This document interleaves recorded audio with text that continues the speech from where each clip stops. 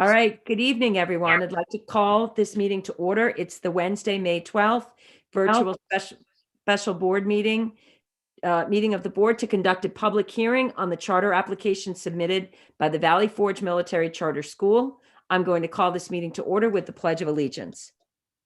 I pledge allegiance to the flag of the United States of America and to the republic which stands one nation under God, indivisible, with liberty and justice for all. Good evening, everyone, and welcome to our special hearing session of the Board of School Directors for the Radnor Township School District. This is a continuation of the public hearing originally commenced on March 24th, 2021, and continued on April 28th, 2021. The hearing is being transcribed by a disinterested court stenographer at the expense of the district, is being live broadcast on YouTube and recorded for later viewing on the RTSD TV YouTube channel.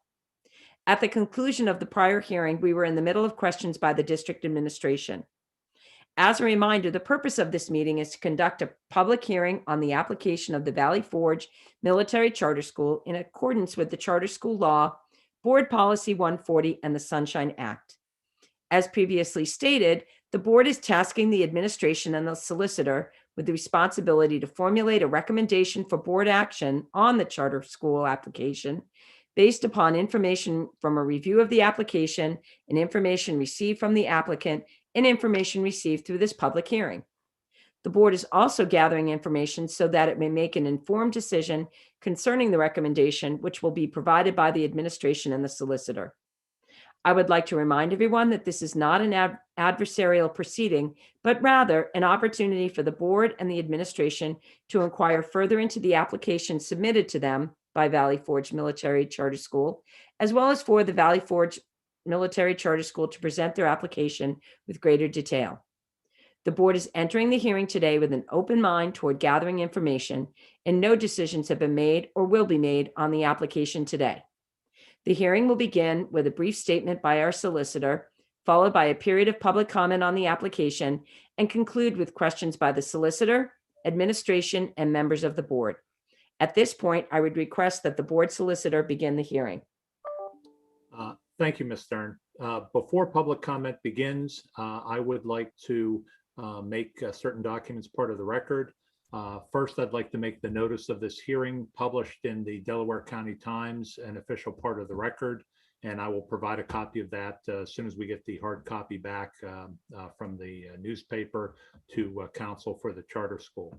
Additionally, there were 3 documents that were included as part of the original charter school application that somehow missed the bait stamping that the rest of the documents received. So I would like to make those part of the record as well. They are bait stamped as VFMCS 1643 through VFMCS 1645. And with that, I would turn it back over to Ms. Stern for a public comment to begin. Thank you very much. And at this time, we will entertain public comment. The board shall provide an opportunity at each hearing session on this charter school application for eligible participants to comment on the application and matters raised during the hearing prior to the official action by the board. The board requires that public participants be residents of the district, taxpayers of the district, persons with a legal or contractual right to address the board, or persons recognized by the presiding officer as having a special interest such that addressing the board would be appropriate. Eligible participants must be recognized by the presiding officer and must preface their comments by an announcement of their name and address. During virtual meetings, public comment by email must include your name, street address, town, and topic to be addressed. Individual comment shall be limited to not more than 4 minutes as per Board Policy 006, meetings and public participation. Should you be unable to attend this board meeting, you may submit your comment by email to boardcomments@rtsd.org or in writing to Mr. Michael Petiti, Radnor Township School District, 135 South Wayne Avenue, Wayne, Pennsylvania, 19087. For individuals who are interested in delivering their public comment directly during this live virtual public hearing, you may register to join the meeting on Zoom. This registration was requested by 6 p.m. of the day of the meeting. We ask that community members please follow the public comment rules. At this time, Ms. Gangle, do we have public commenters? We do. We have two joining us here live in Zoom. The first is going to be promoted now. This is Miss Alyssa Mazziata. All right, I have unmuted and I can see everyone. Hello, I'm Melissa Mazziata. I'm from 119 Aberdeen Terrace in St. David's. And I wanted to speak on behalf of granting Valley Forge Military Academy charter status. My husband's grandfather was labeled a problem child back in the day when he was a poor child in Port Richmond and went to Valley Forge Military Academy and came out to become a medical doctor after receiving an education there and served his community.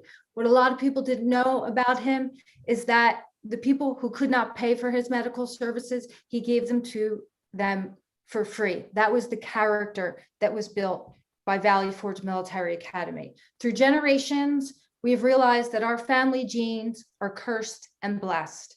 We are almost completely down a family line, have neurodivergency in our genes.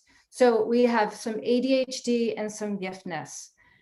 I did not know about any of this until I had two sons, both with attention deficit disorder. And I was blind to the whole community of kids that struggle every day not being neurotypical. I've struggled with Radnor with 504 meetings. This is just a year or two of 504 meetings with Radnor. I've had to actually teach my son every day what he learned at Wayne Elementary. And this was the word he picked to be in front of his desk, because that's how he felt every day. Did not have Valley Forge as an option for him, where they offer a curriculum and structure of something that Radnor promised me in a 504 but said they said they could do it, but they couldn't really do it. And where is that thing?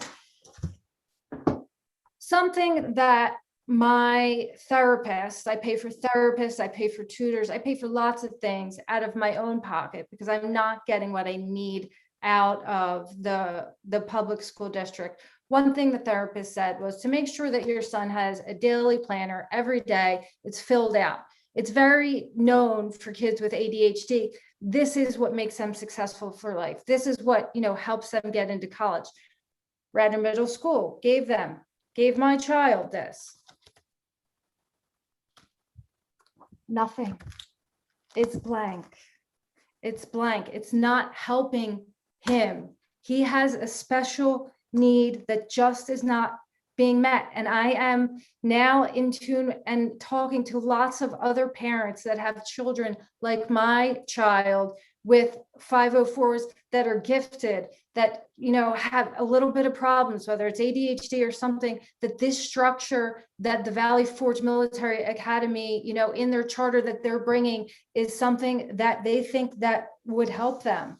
I'm very excited about the STEM program. We just had a cyber attack today on one of our pipelines. Is Valley Forge Military Academy, building a STEM program? It's a really interesting way to modernize this. My 504 Radnor teacher's email was just hacked.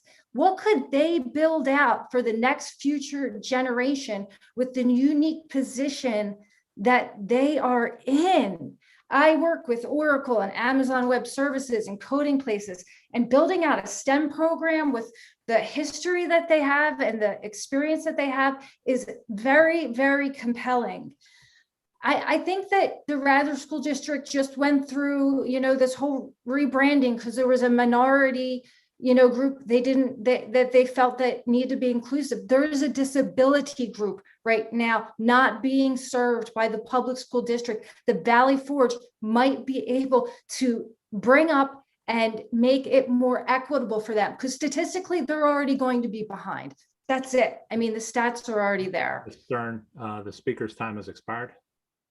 Okay, thank you, Ms. Mazziata.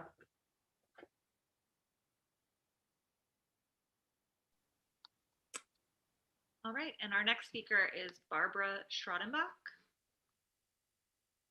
be joining shortly. Great, thank you.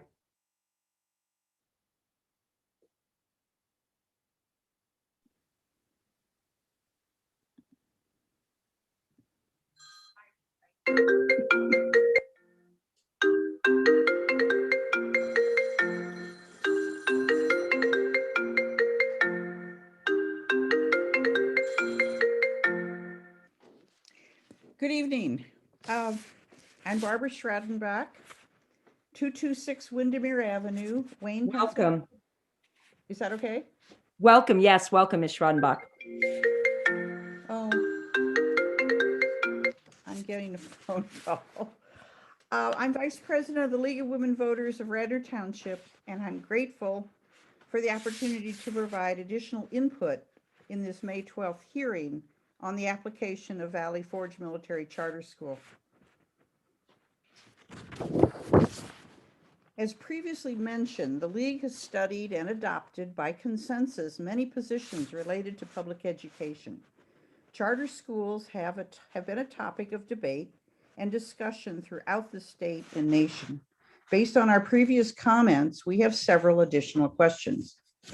Without reading the entire submission, it would be helpful if the public had a greater understanding of the nature of the unique structure that the charter would provide for the students. At various times during the presentations, the following were mentioned: goal setting with counselors, structured use of half of the students' flex time, and the use of an assignment tracker. Is it possible to have more of a focused discussion on all of the techniques to be used to provide the student structure? This is important to address future accountability. Secondly, various allegations and complaints about abuse, hazing, and financial mismanagement have been made regarding Valley Forge Military Academy. While we trust that the investigations have resulted in the interest of transparency, we would like to have policies that address such issues provided to the public. These same or new policies need to be generated in dealing with public complaints in the future. Just what procedure would be in place for the proposed charter school to actively go out to deal with parents, the community, and the business with such complaints, as stated at the April 28th hearing? What kinds of complaints would require different responses, and how are they specifically clarified through policy and regulation? What liability, if any, would the Radnor Township School District incur in the event of a serious incident? Lastly, as the district looks to negotiating a charter contract, one needs to note that brick and mortar schools are public schools, financed by taxpayers and accountable to agencies of state or corporate or local government. Like other public schools, they are organized in Pennsylvania as non-profit corporations. While many are sympathetic to financial needs of various institutions, the comment the chief financial officer that he would anticipate a small profit after the first year of functioning is problematic and requires clarification. The League of Women Voters of Radnor Township is most appreciative of the board's consideration of our concerns as you reflect on the future of Valley Forge Military Charter School. By assuring accountability, providing transparency, and negotiating a contract consistent with Pennsylvania law, we are optimistic that your decisions will be in the public interest. Thank you. Thank you, Ms. Schradenbach.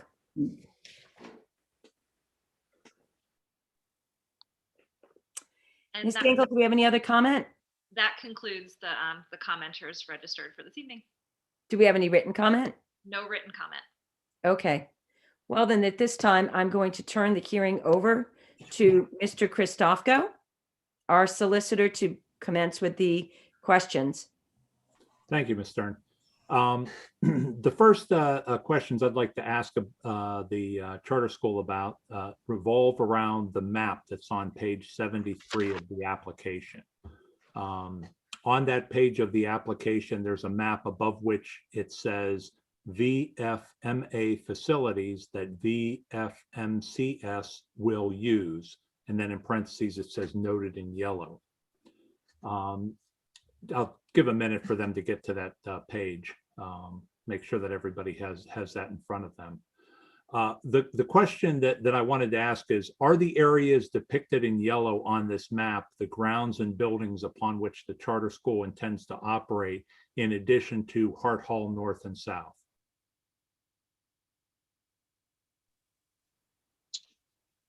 Yes, they will use some of those at different times. Okay, looking at the map, there are 4 areas that are shaded in yellow, and I just want to take a moment to ask about each one of those to make sure that I understand the uses that are going to be intended. Looking at the map, to the far left, there is a yellow shaded area that appears like it has some tennis courts in it. It has O'Hara Field, Trainer Hall. It has what looks like some type of polo pavilion. And then looking at that area from Google Maps from an aerial, it looks like there are some playing fields up above Trainer Hall that aren't shown on the map that's in the application. Are those the areas that the charter school intends to utilize? And if so, could you explain how in that one particular area? Yeah, they're athletic fields and athletic facilities that the charter school will be able to use at certain times for either gym classes or sports. So is Trainer Hall, is that where the gymnasium for the charter school will be located? No. Okay, what's in Trainer Hall? Weight rooms, locker rooms, meeting rooms. Okay, will that facility be utilized by the charter school for its operations? No. Okay, O'Hara Field, will that area be utilized by the charter school for its operations? It could be, yes. And what would that be used for? Gym class, Now there flag are football, running, fitness tests on the track. now above Trainer Hall, it looks like that there's a baseball field and some other open fields. Would those areas be utilized by the charter school? They could be. And I guess I have a question. When you say it could be, has the school not decided whether or not it will use those facilities, or is it? No, I mean, I'm not trying to be vague on purpose. We will use these facilities when we know the number and the different age groups. So we've got 5 different places on campus that we could conduct physical training. Those fields being some of it, Price Hall, an indoor gymnasium, the parade field that's not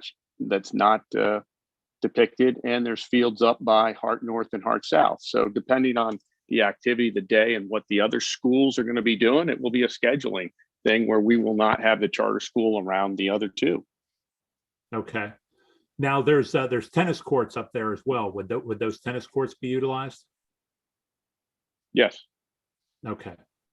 Next to that area, there's the next yellow area immediately to the right is Shannon Hall.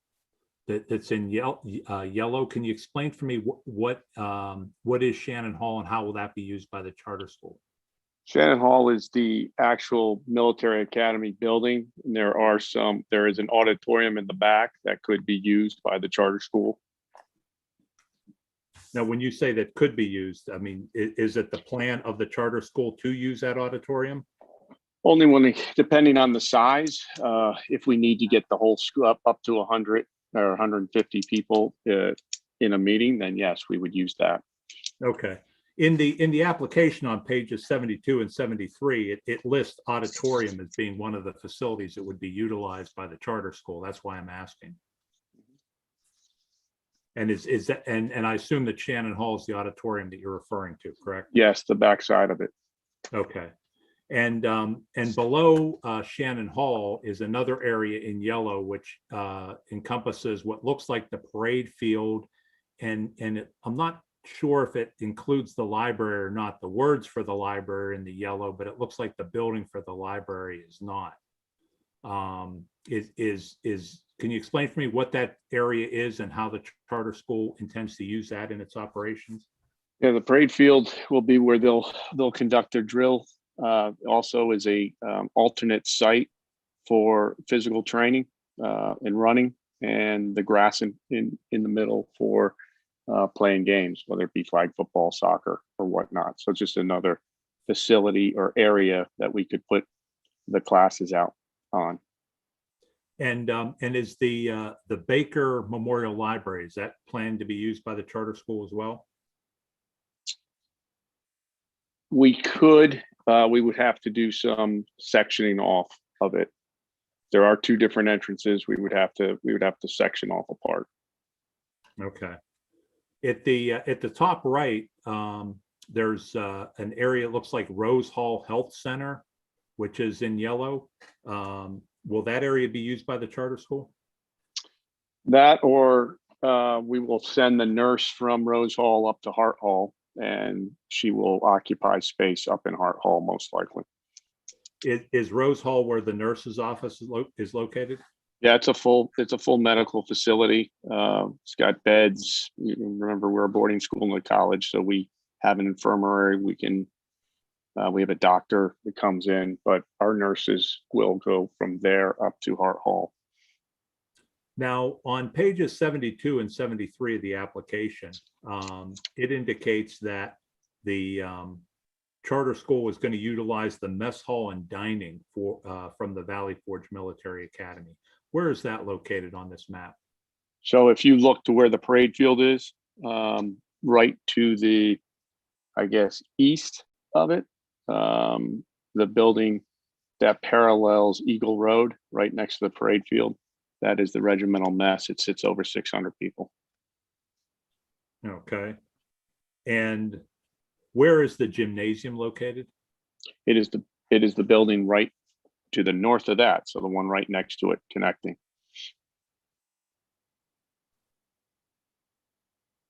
And also in the application, it says others to be determined. Does the charter school intend to use any other areas of the Valley Forge Military Academy campus in operating its school? We could use some of Eisenhower Hall for presentations, movies. It's a facility that sits up to 300 people. It's on the west end of the parade field. Right now, it's mostly used for entertaining and functions, but we can convert that, and we do school functions up there. Any other areas or buildings that the school intends to incorporate in its operations? Not right now. Now, the Valley Forge Military Academy actually straddles the border between Delaware and Chester County, correct? The shaded area where the athletic facility is in Chester County. So the line runs right about where those tennis courts are, north of the tennis courts. Could I impose upon Mr. Bechtold for a moment to put share screen the one document of the Chester County parcels for me, please? Okay. What is being depicted right now will be marked as a school district exhibit, and this is from the Chester County Board of Assessment Appeals, and it shows three parcels. One elongated one that looks like it's 33 some acres, and that's the one that you were just referring to, Colonel Helgeson, correct? Correct. Okay, and that has down at the bottom the tennis courts, the O'Hara Field, and then the other playing fields up above that. That's all in Chester County, correct? Correct. Okay, and then right next to that, if we could, Mr. Bechtold, if you could scroll down, I think there's a close-up of the smaller parcels. Thank you. There's a parcel that looks like it's just an acre that for some reason has part of the chapel on it, but not the full thing. You see that? It's that's the one right there, 43-11D-6 61.1. It's a 1 acre parcel. That's also in Chester County. And then there's a larger parcel right next to it, which it looks like that's Mellon Hall immediately to the left, and then the back half of Shannon Hall, correct? Correct. Okay, and all of those properties are in Chester County as well, correct? I don't believe they are. You don't believe that that what's being shown is in Chester County? Well, let me rephrase that. I'm on a phone looking at this, so I can't really see it unless you blow it up. Okay. But I was always told the driveway of St. David's that runs parallel there was the line. That's St. David's Golf Club. Okay. Well, the documents we have from the Chester County Board of Assessment Appeals speak for themselves. I guess what I wanted to ask about is that based upon what we're seeing and learning about the facilities that the charter school intends to operate on the Pennsylvania Department of Education's website, it states that if the proposed charter school will be physically located in more than one school district, the charter school law requires that the applicant to apply as a regional charter school and secure an affirmative vote of a majority of all of the directors of each school district involved. Was this application that was filed by the Valley Forge Military Charter School was not filed as a regional charter school application, was it? No, it was not. And this application also was not submitted to the Tredyffrin Easttown Board of School Directors for review and approval, was it? No. Can you explain for me why, if the charter school intends to operate on property located in both Tredyffrin Township and Radnor Township, why the school did not apply as a regional charter school or submit the application to the Tredyffrin Easttown Board of School Directors? Hold that thought.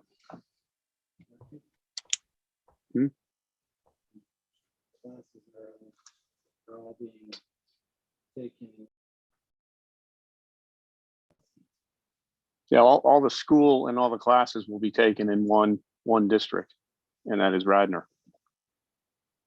Well, I understand that the Hart Hall North and South is in Radnor Township, but as the application states, and as you just testified, the charter school intends to utilize facilities located in Tredyffrin Township as part of its operation. Was there ever consideration given to submitting this as a regional charter school application? Yeah, no, it was not. And the academic coursework, as I said, is going to be all done in the one district. We can amend this, and we could use all our playing fields down at the parade field and up at Hart Hall. Colonel Helgeson, in the board policy, is there anywhere in there that permits a charter school applicant to amend an application that's in the middle of the hearing process? No, there is not. Okay. Given that this application as proposed intends to operate in both Tredyffrin Township and Radnor Township, but was not filed as a regional charter school, could you explain for me why the Radnor Township School District should provide this application with any consideration? Mr. Christofko, I disagree with that categorization. The Colonel has already indicated that all academic coursework will be taken in Radnor Township School District. There are a plethora of charter schools known to PDE, known to their authorizers, known to the State Charter School Appeal Board that utilize facilities outside their chartering school district for certain activities, extracurricular activities, and otherwise, not in violation of the charter school law. This would be yet another example.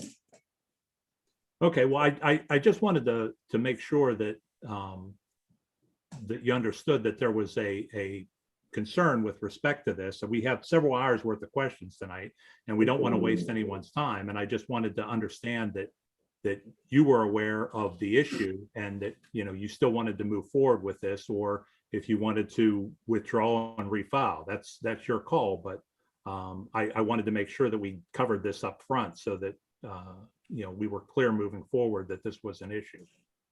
Certainly understand your question, and we are resolute in our position. Okay. I'll move on to the next line of questioning.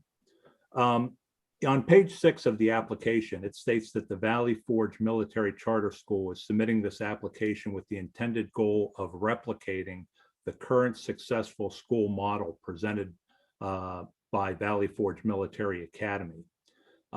In March of 2019, there was an article, newspaper article that appeared in the Pittsburgh Post-Gazette concerning Valley Forge Military Academy, which stated that in 2016, a reported annual loss of $300,000 and a dip in enrollment came as the then president was ousted and 16 staffers laid off. The prior year, according to the Mainline Times, the Academy's former Title IX compliance officer filed a whistleblower complaint with the U.S. Department of Education, citing violent hazing rituals and allegations that included sexual assault by students. So I guess my initial question is that true?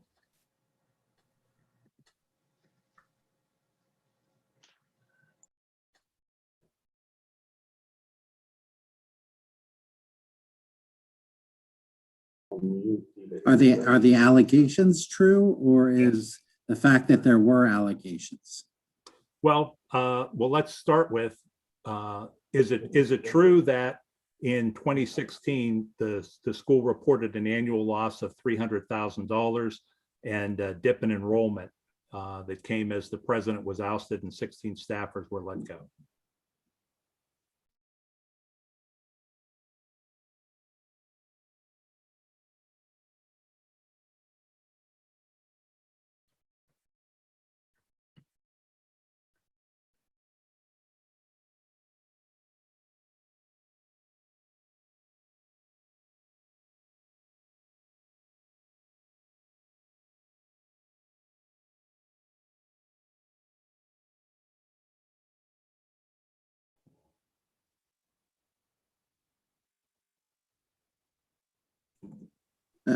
I've got to object to the question about the financial status of the academy 5 years ago.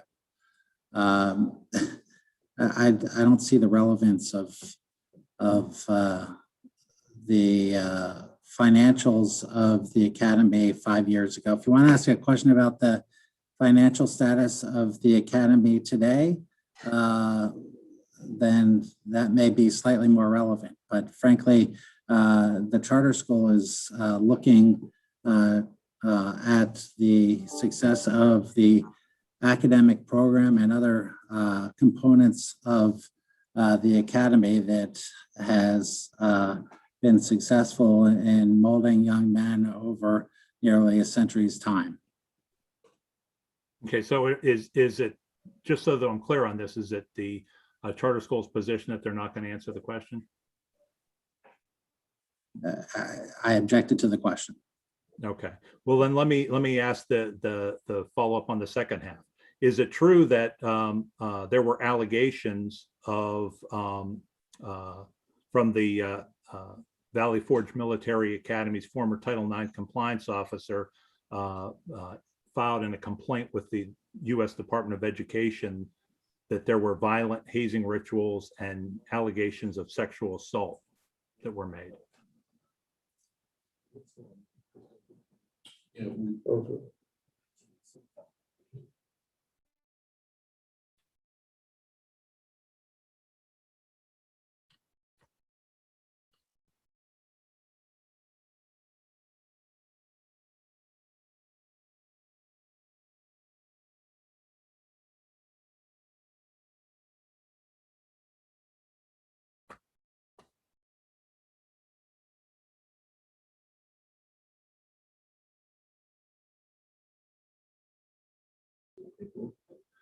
I mean, the school is not in a position to comment on that matter, but please feel free to provide a copy of the article that you're citing.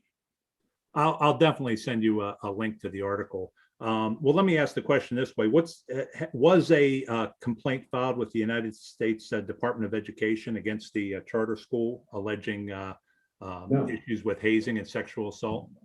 Absolutely not. Is it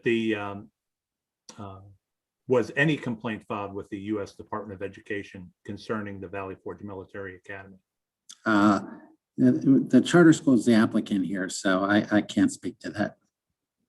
I Well, represent yeah, go ahead. Well, the application says that you're going to replicate the successful school model presented by the Valley Forge Military Academy. And so what we're trying to understand is there really a successful school model here to be replicated? And if so, is it consistent with what the public school code requires? Mr. Christofko, first of all, as an attorney, I do not represent the academy. The individuals here are representing the charter school applicant, and no one is here to speak to a legal matter for the academy. That's just not something that anyone here can speak to. Well, let's take it outside of the legal context. Were there violent hazing rituals which occurred at the Valley Forge Military Academy? No comment. Were there sexual assaults which occurred at the Valley Forge Military Academy? No comment. Has Valley Forge Military Academy done anything to change the culture which led to potentially hazing and sexual assaults occurring there? You're concluding facts not in evidence. On page 14 of the application, it talks about the fact that the charter school wants to use tier 1 universal supports, or under tier 1, it says they're going to use universal supports, positive behavioral instructional support strategies. Was the positive behavioral instructional support strategies program in place when the allegations of hazing and sexual assaults were made against the Valley Forge Military Academy? Mr. Christofko, if you have a question about the charter school, the individuals here are prepared to answer those. Okay, well, at this point, let me show you an email that we had received. And again, I'd like to call on Mr. Bechtel, if you could please screen share for us so that I can ask some questions about that.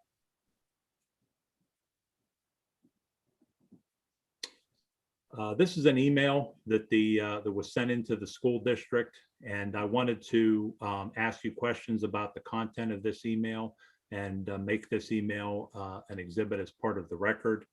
The email indicates it's sent from a former employee, and it has some allegations in here about the charter school. And I'll give you a minute. You can read what's said in the email, and then I have a few questions for you about it.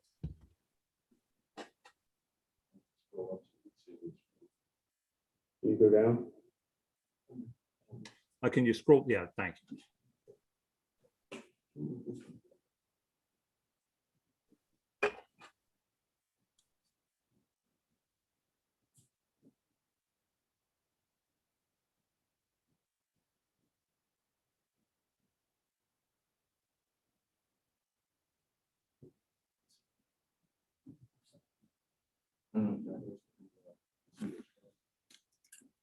What's that?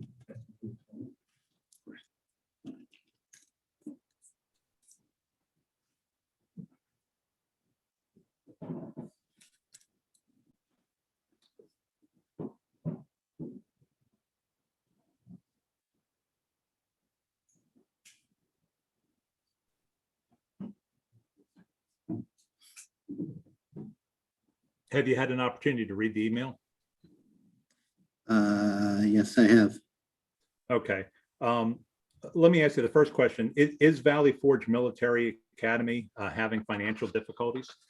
Matt, first ask who is that email from? the email, we have an email address that sent the email. You'll be What's that provided with a copy of the email as part of the exhibits. What's the email address?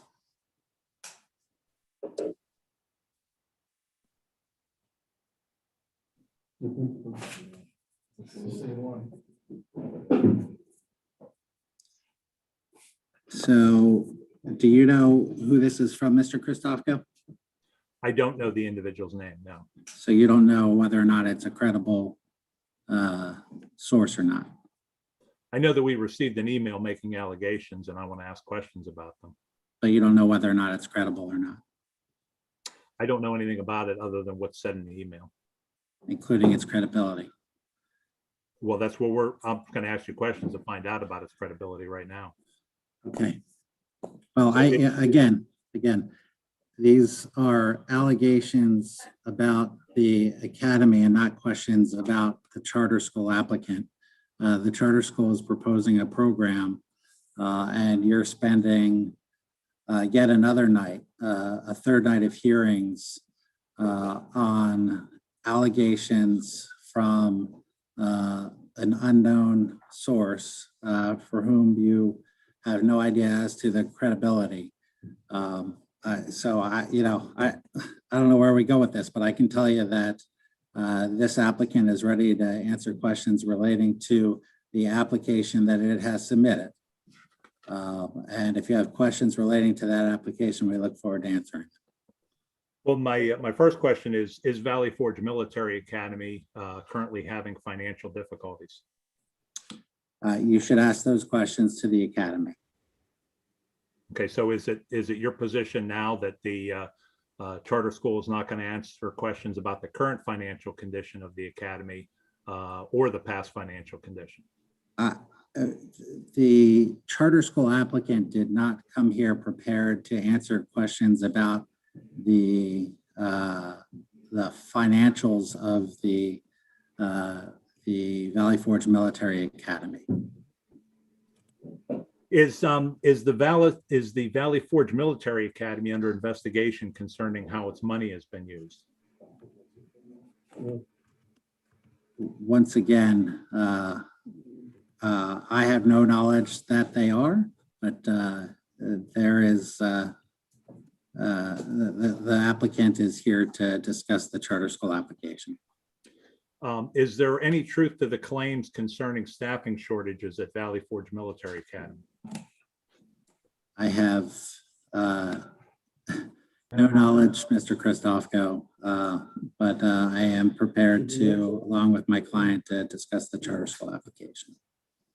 And how does the Valley Forge Military Academy track outcomes for graduates?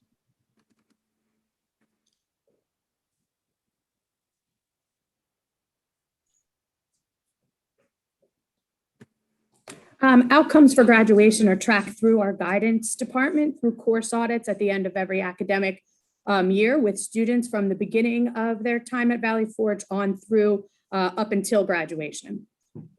And what percentage of Valley Forge Military Academy graduates go on to four-year college, 2 or 4 year colleges?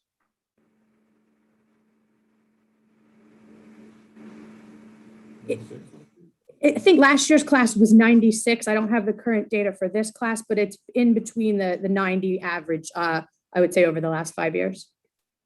Have there been other lawsuits brought by former students alleging abuse at Valley Forge Military Academy? Mr. Christofko, again, the charter school applicant's here to talk about the charter school application and the academic program from which it is seeking to replicate. What have been the enrollment numbers for the Valley Forge Military Academy over the past 10 years?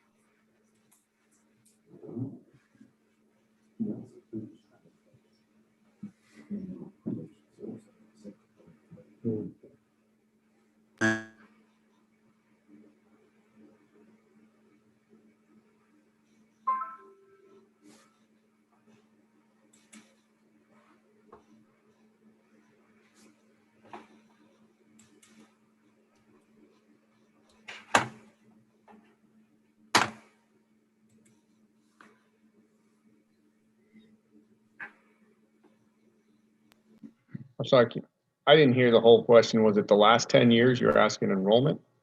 Yeah, the enrollment numbers over the past. I don't have those numbers off the top of my head. I can tell you it's fluctuated up and down, just like most private schools. This year we're down a little than we were last year, but COVID had something to do with that.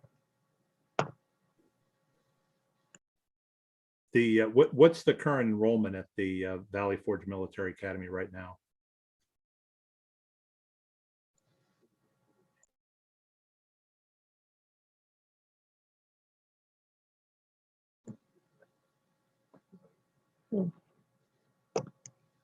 About 150, I want to say one. And is that grades 9 through 12? 7 through 12. 7 through 12?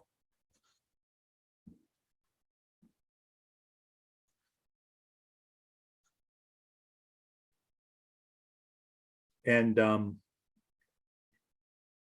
wanted to ask you a question about the allegation about turnover with respect to the staff at the Valley Forge Military Academy. How many presidents has the Valley Forge Military Academy had in the past 10 years? Objection. Zero relevance to that question. Does that mean that the charter school isn't going to respond? It's not a charter school question.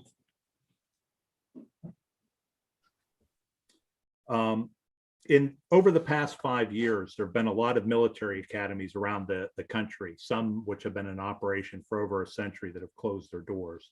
The New York Military Academy closed after 126 years. The Wentworth Military Academy in Lexington, Missouri closed. St. John's Military Academy in Kansas closed. Carson Long Military Academy in New Bloomfield, PA closed. Marion Military Academy in Florida closed. The Howe Military Academy in Indiana closed after 135 years. Given the size of the enrollment right now at Valley Forge Military Academy, why should the district think that anything different will eventually happen with this with the Valley Forge Military Academy or the charter school in general? Is that question, are you willing to limit that question to just the charter school, or is this a question about whether or not whether the Radnor School District should believe that the academy will continue to exist? Because that question is wholly irrelevant to these proceedings. Well, you know, you've been objecting on that basis, and I understand that you can object to that basis and not answer these questions. However, the application that was submitted said that the goal of this charter school was to replicate the successful program of the Valley Forge Military Academy. The application is replete with examples of how the charter school is going to lean on and use the facilities of the Valley Forge Military Academy, use the cafeteria, use the nurse facility, use the library, the gymnasium facilities, the playing field facilities. So you're saying that asking about the Valley Forge Military Academy is out of bounds is essentially saying that we can't inquire about any of the basis for which the charter school application is being submitted, because it's being submitted relying upon the fact that the Valley Forge Military Academy is there. And that's just what I'm trying to understand is how stable and how successful has this model really been that the charter school is trying to emulate? I appreciate that explanation, and but the fact of the matter is the charter school. There are certain aspects of the charter of the academy, many aspects of the academy that the charter school seeks to replicate. Clearly, there are differences between the charter school and the academy. There have to be. By law, there have to be. It's a public school. Certain things will be different. This is not a boarding school. There are, certification requirements or other requirements under the public school code that are going to apply to the charter school that are not going to apply to a private military academy. There's a high tuition for the academy that doesn't apply to the charter school. There will be differences.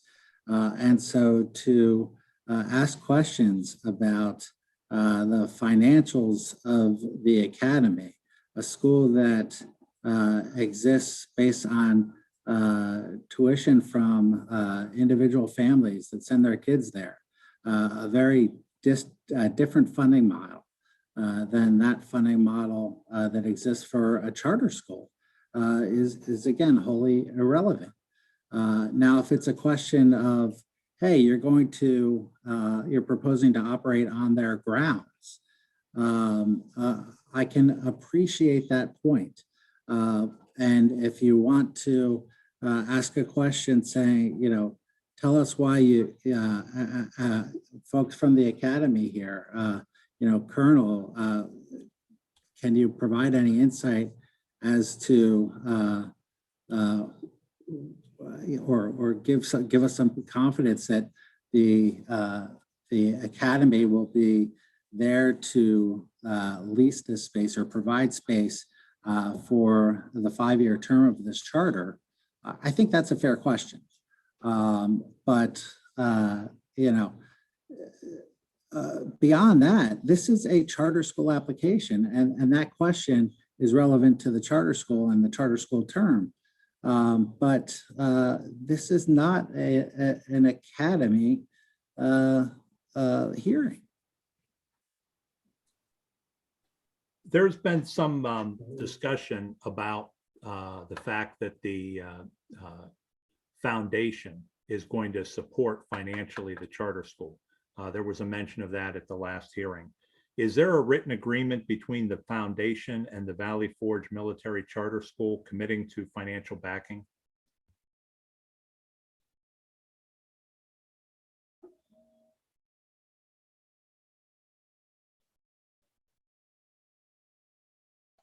Yes, part of the application, there was a letter drafted by the foundation that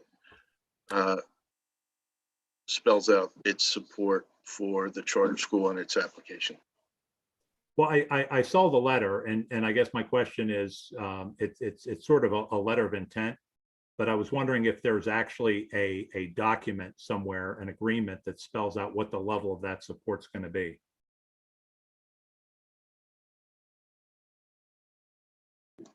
No, there's not. The letter stands on its own. Okay.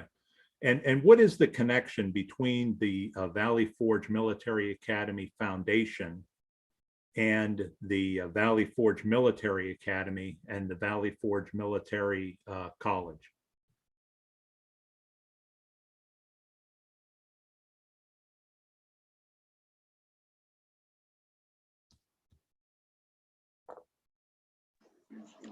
The foundation is the nonprofit governing entity, and the academy and the college are the operation tentacles of that. So the foundation is sort of the umbrella organization, and the academy and the college operate under it? Yes. Okay. And is there any overlap in the board of directors between the foundation, the Valley Forge Military Academy, and the Valley Forge Military College?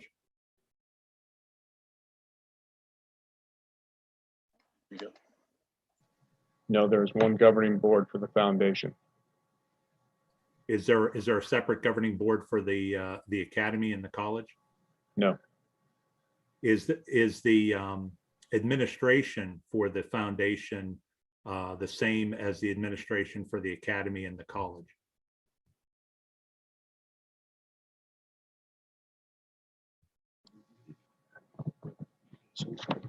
No, the college and the academy are run by heads of schools and deans.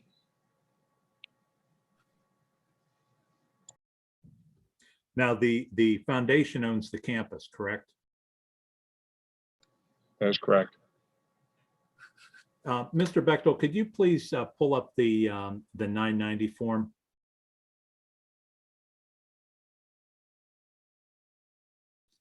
I'm showing you what is the form 990 that was filed by the Valley Forge Military Academy Foundation. This was the one filed in 2018, which is the last one that's publicly available through public access. And if you could just scroll down to the top of the second page where I have some language highlighted, I want to ask a question about that.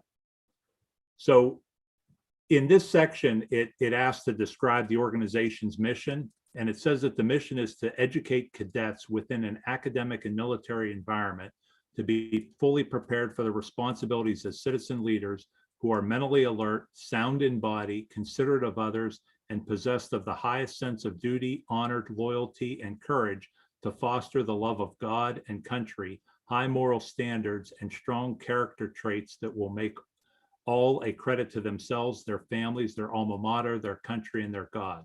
Do you see that?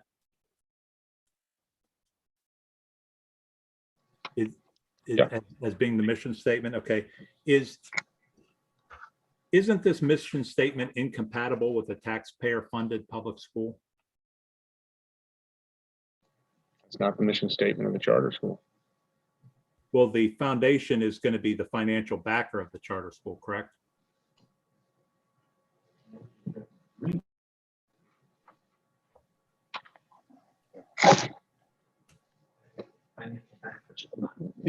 I'm off mute. The foundation will be leasing services, i.e. buildings.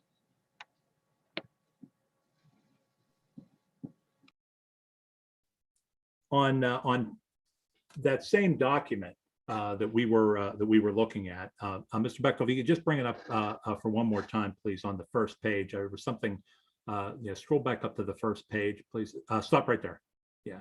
So taking a look at this document, it's showing that in the current year, there was a loss, which would be 2018. There was a loss of $1.4 million, and in the prior year was a loss of $1.8 million, where there was more expenses than revenue.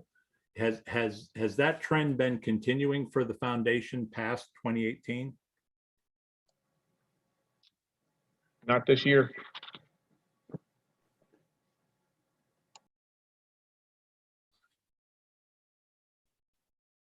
And when you say not this year, has the foundation had less expenses than revenue in 2021?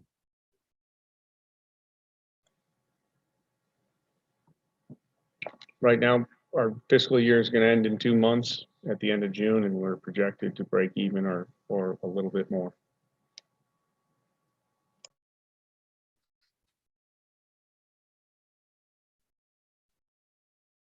And did the foundation lose money in 2019 and in 2020?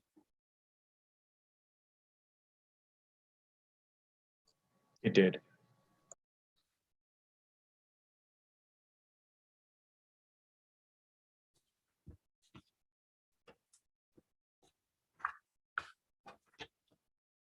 Okay, I don't have anything further. I'll turn it over to the administration to ask some additional questions. There are some other areas which I might jump in and supplement for some questions from the administration, but I'll turn it over to them and let them move through their areas now. Thank you. Can I answer before we go? You made a comment about military academies, Wentworth, Carson Long, Hal Military, very sad. Seen a lot of them in 4 years, private academies that have gone down, but you failed to mention the rise of military charter schools.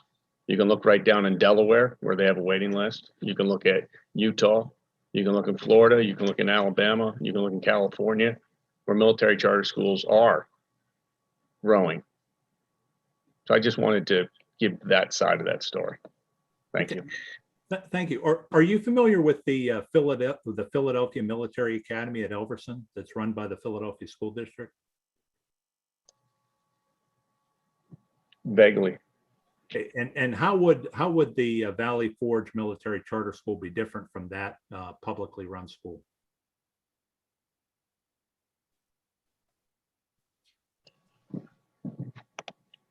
As I don't know that school real well, but I think those students are assigned by school districts, but I'm not entirely certain. Do you know anything about whether the model that's being run at that school would be anything different than what Valley Forge Military Charter School is proposing?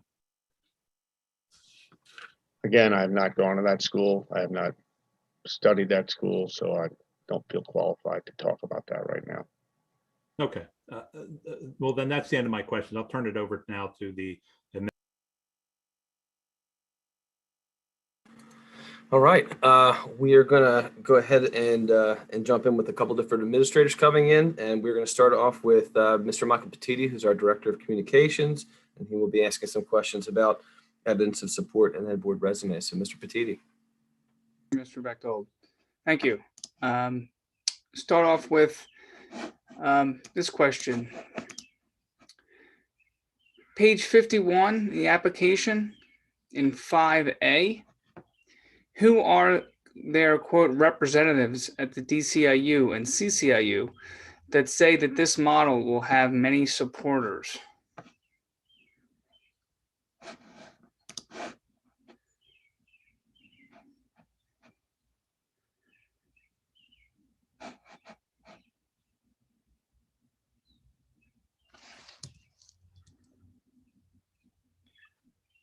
So from the DCIU, you have Joe Flynn, who is a full supporter of Valley Forge Military Academy. From the CCIU, it's Mike, and I can't recall his last name off the top of my head.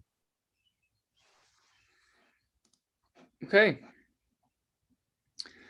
Regarding board resumes and the founding board of Christine Royce, President, David Cummins, Vice President, Oliver Norrell, Treasurer, and Teresa Benavor, Secretary. Page 61 of the application, quote, the founding board is made up of members who have direct knowledge and experience with the benefits of the military model education framed around the 5 cornerstones that are the foundation of VFMCS. They have all either attended, sent children to, or have worked at the Valley Forge Military Academy, unquote. VMFA is an all-male school, and yet VMFCS is proposed to be coeducational. That is a significant change. What prepares the VMFCS founding board and the school itself, with no pre-existing coeducational experience in this realm, to be a successful coeducational institution?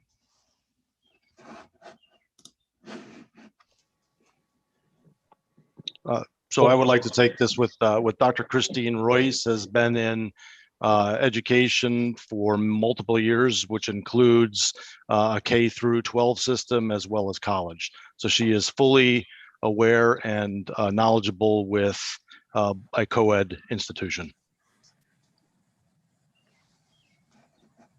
Yep. I'd like to offer Dr. Christine Royce herself, who can comment on that. Thank you, Dr. Lee. I have been in education in public schools and private schools over my entire career of more than 30 years. My experience, to connect it to your question associated with how the board has been connected to Valley Forge, I did work at Valley Forge Military Academy during my college years, where I worked during their summer camp program and in their ROTC department. My connection to the military background is very simply, I was in ROTC before I got disqualified for a break in my ankle. And having gone through that, working with our current ROTC department at a university and junior ROTC departments at high schools, I do have a background in military education, educational, connecting it both to co-ed and past experience with single boys boarding school. Okay. Is the board for the charter school a paid board? If so, where does this funding come from? It is not a paid board. Will the board be compensated in any way? No. What is Dr. Christine Royce's current position? Is she currently a board member for the VFMA? Or will she resign that position? She will. So what was her current position? I'm sorry, I should let you answer that question first. Oh, Christine. Currently, I'm on the Academy Oversight Committee as chairperson for Valley Forge Military Academy. When the opportunity for the charter school came up, they talked to me about serving in the role of board president, since I do have administrative credentials and a business background. And they said, you do realize you would have to resign? And I said, absolutely not a problem. I understand that. So would that help me answer the question of currently being a board member? Are you currently a board member for the VFMA? For the foundation, I am on the board of trustees. Will Colonel Helgeson resign from his position at VFMA? No, I don't plan on running the charter school. There'll be a separate principal or head of school. Can I jump in here for a minute, Mr. Petiti? Sure. There was a comment that Ms. Royce made about they talked to me. How was the initial board for the charter school selected? When the opportunity for the charter school came up, I had been part of the original discussion associated with it, having looked at the opportunities for charter schools, military charter schools across the country. Other charter school members for the board have also been connected to Valley Forge in some way in the past, and conversations associated with them through initially connecting with people from the academy or the college were put together. So there's local residents as well as people in education with their educational background. I probably asked an inartful question. Let me take another shot at it. Who made the selection of or decision as to who was going to be on the board of trustees? Who was responsible for deciding that? I'm not quite sure who decided it. I know that people volunteered to come forth and serve. I don't know if a decision was made. Okay, well, who decided that a charter school should be formed? I think it was a conversation associated with many different people in many different areas over the last 2 or 3 years since my involvement coming back to working on the Academy Oversight Committee. Was the decision to form a charter school made by the foundation board members? I don't think a decision to form a charter school was made by anyone specific. It was a conversation. It has incorporated and included people from the current academy. You have Dr. Lee here, you have Colonel Helgeson here. No one sat down and said, form the charter school. Okay, well, when you made the comment that when they talked to me and asked me if I was interested, they told me that I would have to resign my position. Who is the they that you're referring to? Part of that was Dr. Lee when I talked to him, and part of that was associated with talking to Colonel Helgeson. Okay, thank you. Sorry, Mr. Petiti. No problem. Thank you. Moving on to governance. What will be the address for the charter school?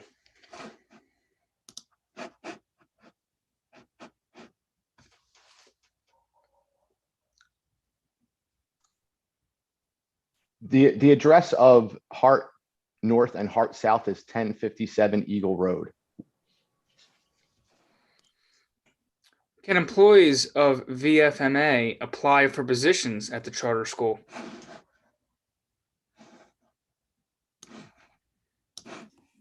Yes, it would be open for application for anyone if they were to want to apply and switch over from the academy to the charter school.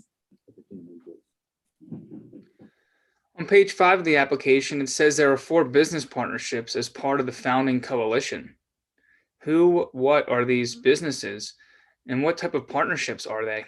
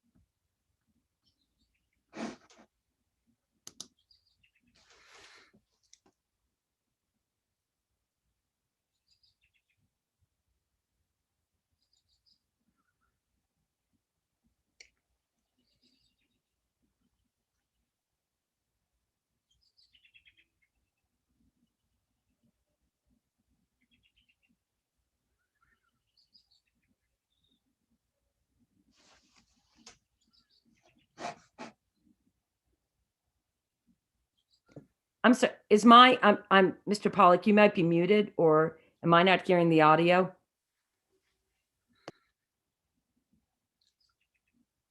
Yes, I'm not hearing any answers either.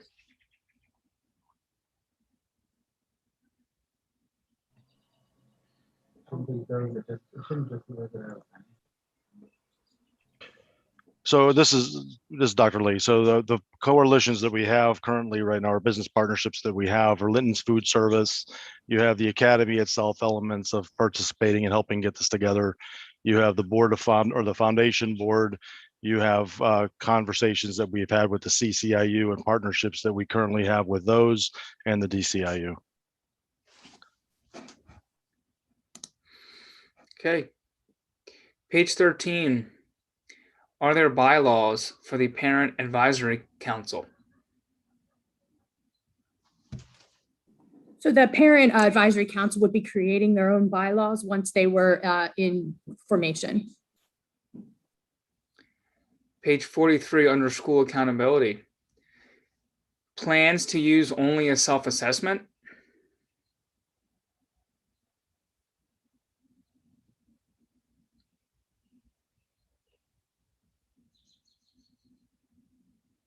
I guess we're looking for clarification there on the plans to only use a self-assessment for school accountability.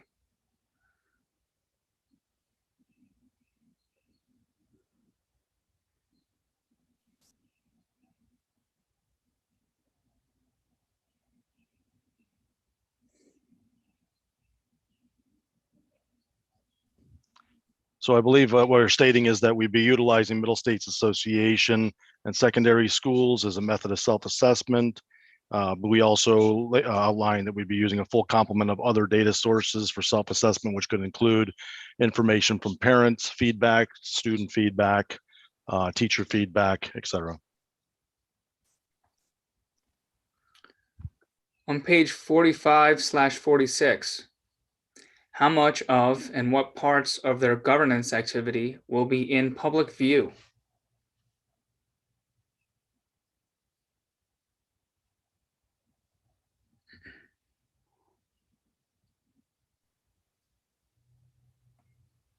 Outside of those reasons why the board may meet in executive session pursuant to the Sunshine Act, all meetings of the board will be held in public view in accordance with the Sunshine Act. A last question for me before I turn it over to Ms. Dykau and Dr. Hand. Page 62 and 63, item 2B. What is going to be the relationship between the Vfma Board of Trustees and the VFMCS Board of Trustees? First of all, again, to clarify, my understanding is there is no VFMA Board of Trustees. There is a Military Academy Foundation Board. There will be no crossover membership between those two boards. There will be obviously a lease agreement between the parties. There, as Mr. Christofko questioned the applicant about, and Mr. Saul responded, there is a memo as part of the application that indicates the foundation is committed to supporting the charter school to ensure its financial viability as it works through its initial years. But in terms of governance, there is absolutely no crossover, no responsibilities from one to the other. Okay, thank you.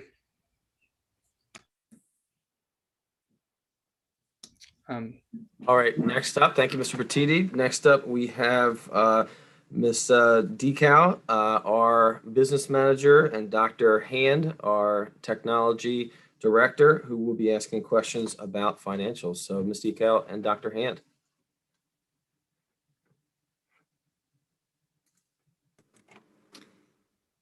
I apologize. I do need to excuse myself. I have a family emergency that I need to deal with. So Dr. Hand, if you could take over, I would appreciate it. Absolutely not a problem. Looking at the financials, the first question is that the revenues for year 2 for 158 regular education students and 42 special education students, are those revenue amounts reversed?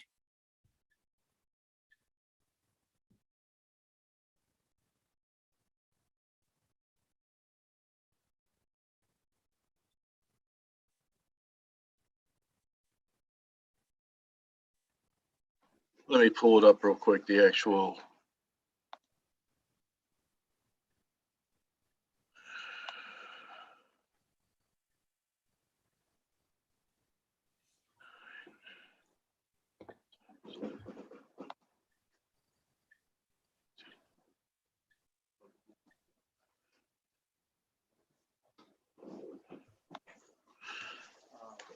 No, they're based on the estimated number of students and the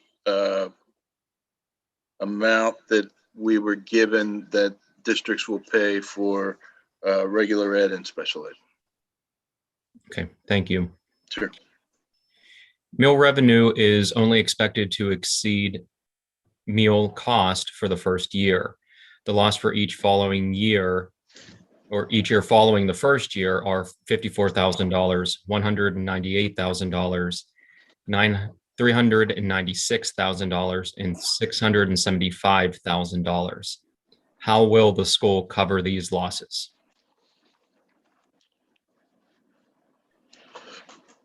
We believe we're eligible for a subsidy, either federal or state. Okay. Salaries are budgeted at $60,000 per person the first 3 years and $70,000 the last 2 years. Is that realistic? I believe you're referring to teacher salaries only. Yes. Yes. That's our budget. That's what we're estimating. Okay, thank you. Employee insurance and retirement is budgeted at 35%. Do you know the actual cost? We won't know the actual cost until we determine which plans we're going to use, but we do know we have to use similar plans that the district offers. We made an estimation based on what we know at this point. Thank you. Will the charter school track revenues how will the charter school track revenues and expenditures? A accounting software package. Do you know that software package? It will likely be QuickBooks. Okay, thank you.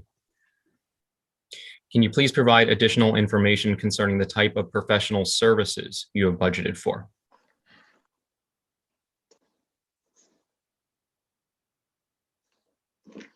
Yes, under the student heading, that would be things like maybe some special ed needs, special nursing, etc. And under the support services, it could be something like our auditors. It could be business professionals that we need to outsource, et cetera. Excuse me, Mr. Hand. Is there a definitive list of the items that are under the support services for the instructional and the support services for the support? No.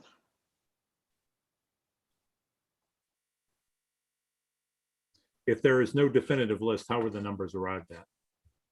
We made an estimation based on our knowledge and input from the DCIU. Okay, thank you. Sorry, Mr. Hand. That's okay. I'm looking under professional services that there's only $500 budgeted in each area for the first 2 years, then nothing in the last 3. Where is the school going to obtain the necessary furniture and fixtures needed for the classroom? I'm sorry, could you repeat the question? Say that again. Yeah, the question is, there's only $500 budgeted in each area for the first 2 years, then nothing in the last 3. Where is the school going to obtain the necessary furniture and fixtures needed for the classrooms? If we need more, it'll be donated.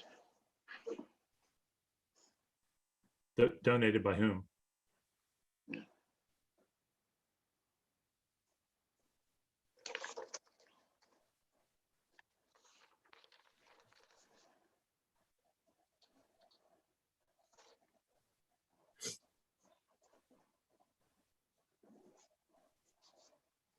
Is there another question? Yeah, I'm sorry. The question was who will be donating the additional furniture if it's needed? I won't know until we get to that point. Okay. Regarding the utility costs, how were the utility costs estimated? Estimates based on what we know, based on our square footage currently, and what we anticipate would be needed for our projected operations. Okay, thank you. What facilities is the school renting in years 2 through 5? As mentioned earlier, it could be the gym, mess hall, certain fields, certain buildings needed for recreation, etc. If the revenues exceed the expenditures, how will these funds be utilized? They'll be used for the betterment of the charter school. Can you explain that answer as far as what you mean by the betterment of the charter school? We just roll it over to the next year.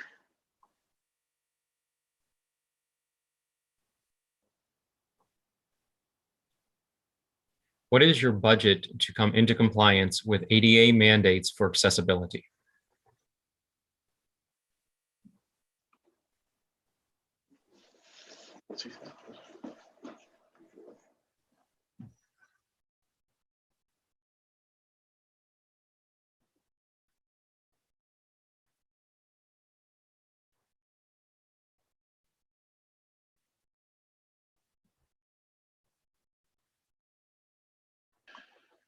We don't know that we would need to make any ADA additional compliance, but if we do, we would address it at that point. Okay. How have you budgeted for your recruiting and marketing plan? What is your budget for recruiting and marketing?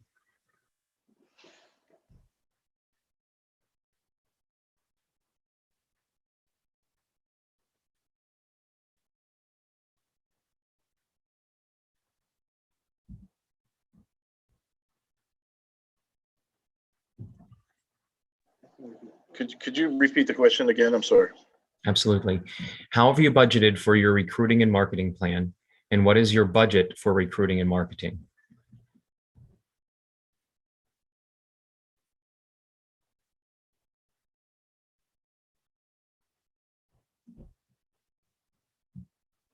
That's something that we'll have to research and get back to you. Okay. And where is the money coming from to market and promote the charter school? So for our first year, we would utilize as many free opportunities as we could through local schools, getting the word out to the general public, being a part of fairs and going in to recruit students from schools that may benefit, especially transitioning from the elementary to the middle school level, from 6th, 7th, and 8th grade. So for year one, we would utilize as many free resources as we could to market this charter school. Thank you. On page 59 of the application, VFMCS has developed a budget with the supports to handle at-risk and high-needs population. What is that budget? The budget that you have, if you look at line 2 under revenue, special ed estimate, that's our revenue. And the expenses are incorporated throughout the expense portion of the budget. Okay, thank you. Looking at the Powerschool student information system, the Powerschool quote that you had included reflects a one-year cost of $96,780, including implementation services. We didn't see that amount reflected in your year one cost breakdown. Where is that accounted for in your cost models?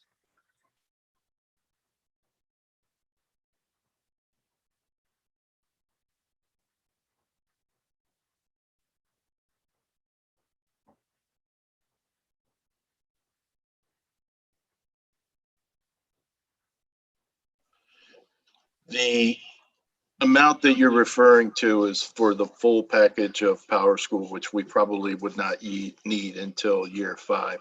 The first year startup fee would be significantly less.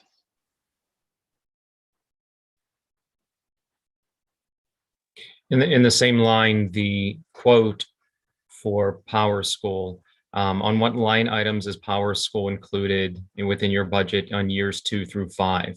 Ongoing annual cost as indicated on the Powerschool quote is $30,100, yet no technology line items under operating expenses reach that amount.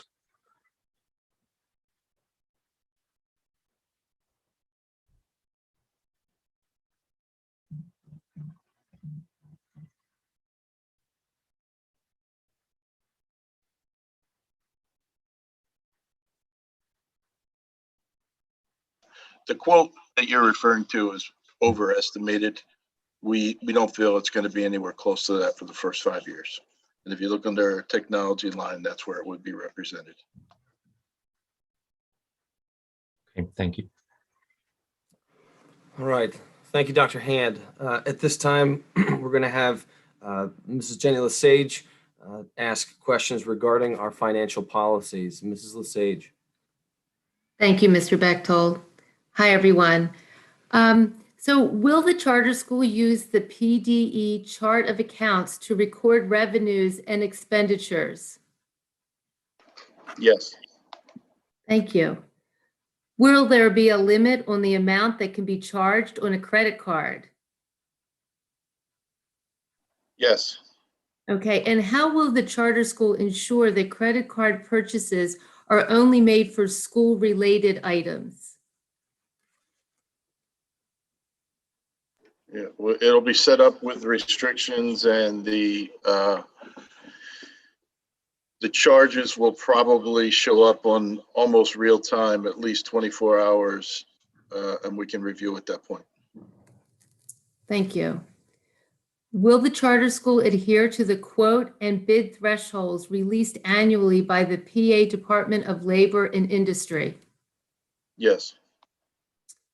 Will the charter school participate in any purchasing cooperatives? Yes. Thank you. The GASB 54 fund balance policy doesn't include a target for fund balance.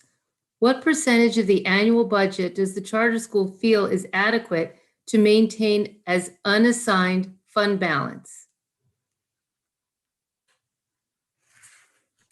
No more than 12%. Okay. What is the duration of time investments can be made for?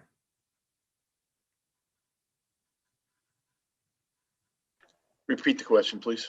Sure. What is the duration of time investments can be made for?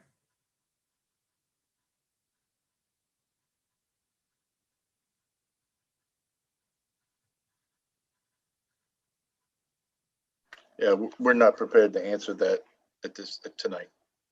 Okay. So who is the independent auditor? The board will select an independent auditor once we're up and running. All right. What calculation and numbers did you use to arrive at your tuition revenue?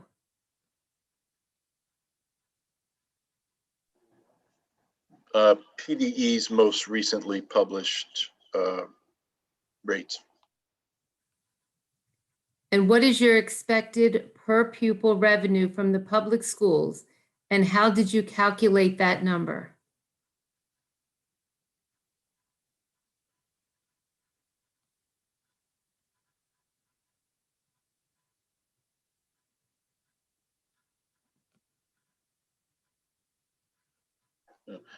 I think we submitted that as part of the application. It should be second portion of the budget. There's a list of all the schools and the revenue numbers associated with the schools. Okay, so if the total per pupil expenditures received from public schools exceed your operating expenses within a given year, how will that excess revenue be accounted for and how will it be used?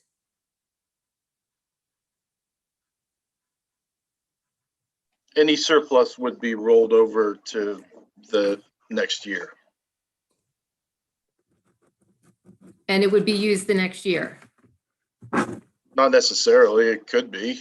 It's Okay. kind of a tough question to answer. It would stay within the charter or just move over to the next fiscal period. Okay. How does Valley Forge maintain separation of budgets between the academy and college?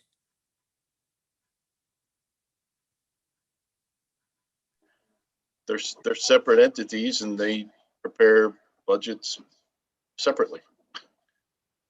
Okay, does the charter school plan on hiring a business manager?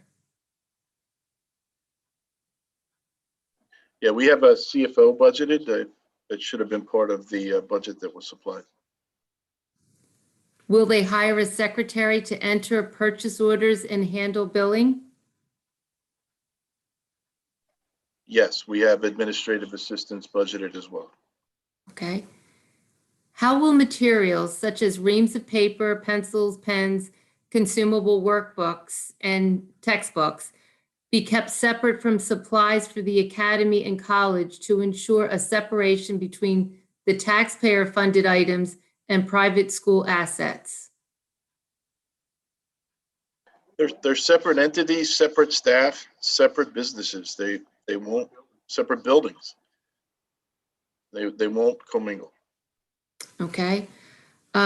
Page 68 of the application, what specifically will funds raised by the Charter School Education Foundation be used for?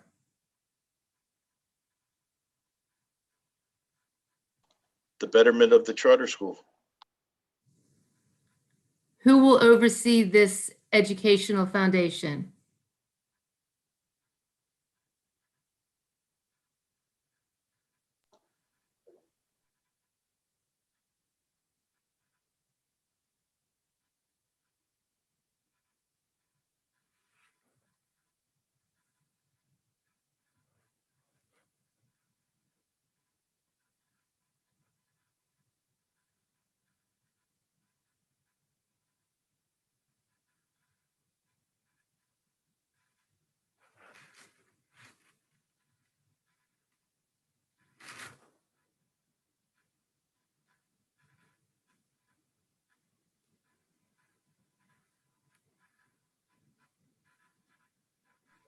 The charter school may have a separate nonprofit foundation and necessary. And if that's necessary, they'll have their own board, etc. Okay, so will the charter school have the education management organization or an EMO? No, ma'am. Okay. Since the financial presenter projected that the charter school will make profit after the first year, where will those public funds be safeguarded for future use toward the charter school's needs? Not a profit, a budget surplus. And again, it would be rolled over to the following period. How will the agreed shared of utilities, insurance, operating expenses, maintenance costs, and other sums payable be calculated?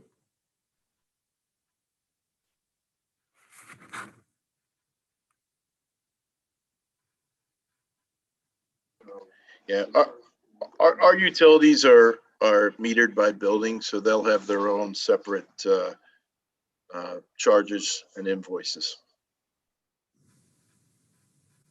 Okay, thank you. Now, is that, excuse me, can I jump in here for a second, Mrs. Sage? Is Sure. that true for sewer also, or is it for water and sewer? Or is it just true for electric? Certainly electric. I don't know that it is for sewer or water, but if water, it is by meter. Sewer, we can do square footage or divide by the number of students per building. Okay, thank you. All right, thank you, Mr. Sage and Mr. Christofko. The next section is related to facilities, and Dr. Hand and I will be asking the questions from those. I will start off. Again, I'm Dan Bechtel, the Director of Secondary Teaching and Learning here. First question is related to the appendices regarding facilities. Are the classrooms pictured on page 4 of the facilities appendices ADA compliant? Can Mr. Bechtold, can you please reference a bait stamp number? I'm going to call him Mr. Christofko because I do not have bait stamped. Sure. Let me just take a second and pull that up, and I'll be able to do that for you.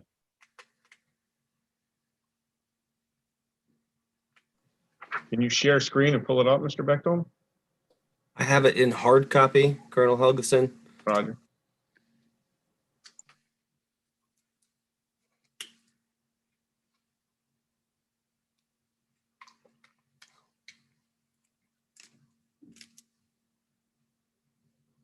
The classrooms are, the bait stamp number is 1238.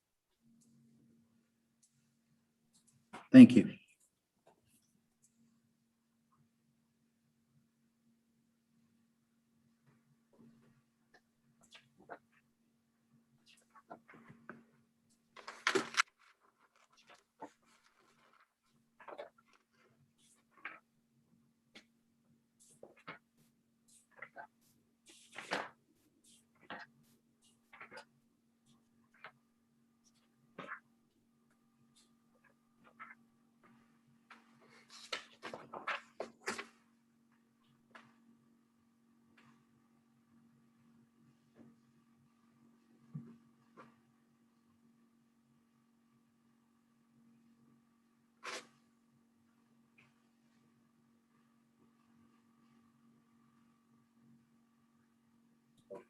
George, do you have that?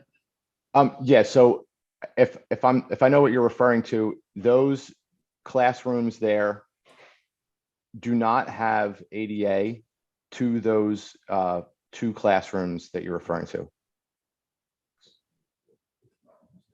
Moving on to page 8, the heading at the top, it says stairways to access second floor.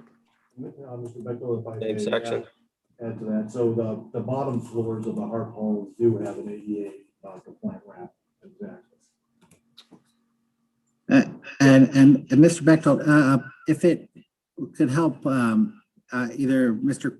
Christofko, if you could share screen, or if I can share screen for my client who is not in the same room as I am. It doesn't look like he has bait stamp copy. I'm happy to either share my screen, or if you could share yours so that he can. I want us all to be looking at the same document here. My understanding is the screen share is unlocked. Mr. Petiti, is screen share unlocked for all participants here? I believe that's a Miss Gangle question, but I believe it is, yes. Yes. Okay. Well, it is unlocked for. Okay, if I may, I'm going to go ahead and do that. Okay. Go ahead, George. Hey, you'll have to finish that question. You didn't complete Yeah, the question is the second floor ADA accessible that is shown in this picture? No, that is not ADA accessible. How will Valley Forge Military Charter School accommodate visitors and parents with special needs? So we have some areas around campus that we have used chair lifts. There is space that we could bring all of these buildings up to the national code and the ADA compliance, prior to the opening. If I may add to that as well. What building modifications or improvements are going to be necessary before the charter school can open? Mr. Bechtold, this is Dr. Lee. So I wanted to add that on the first floor of the hard holes, we do have accessibility ramps and large enough classrooms to be able to support visitors. Can I just jump in here for a second, Mr. Bechtold? How many classrooms are on the second floor of Hart Hall North and South, and how many are on the first floor?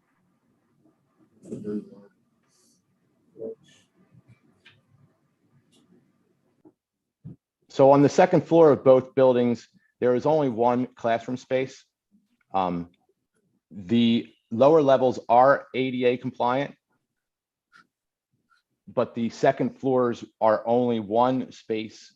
If you look at the pictures, there is a computer lab in the pictures being shown. And then the other side, there is just a big open room classroom space.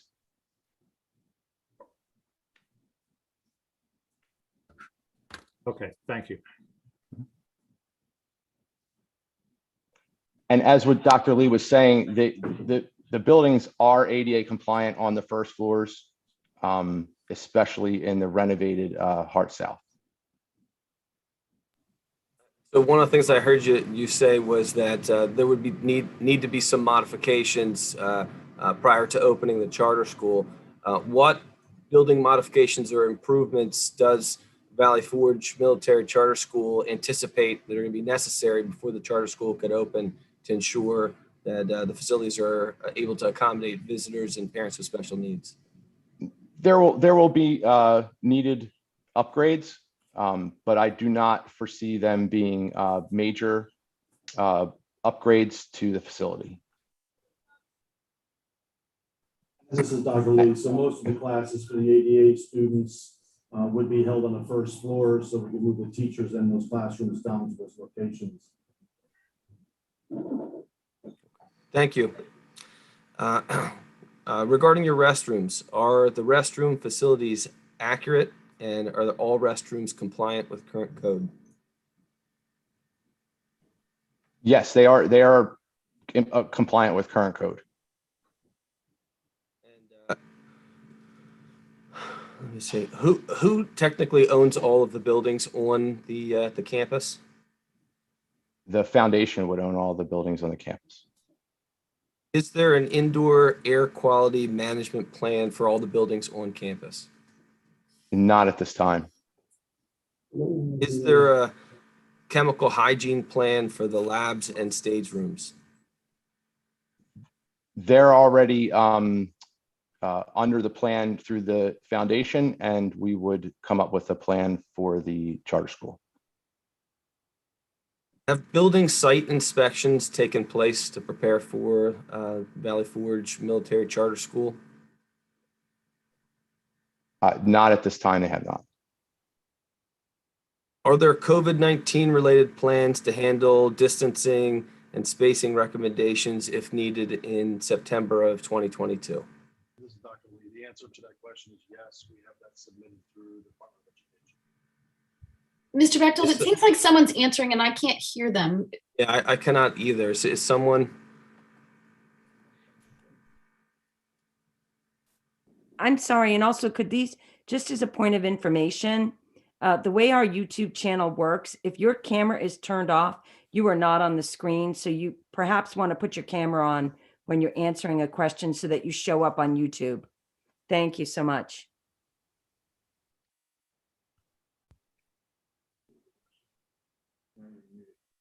So the question was about COVID policies. So yes, we do have existing COVID policies that are filed through PDE, and we would continue to modify those if need be for the opening of the school in a year's time from now.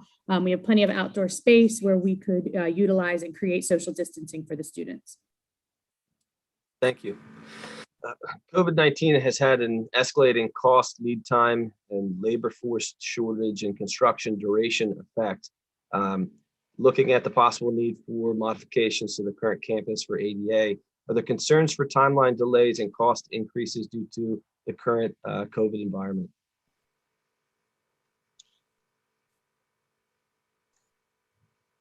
We are already experiencing some of these delays, with contractors and such, but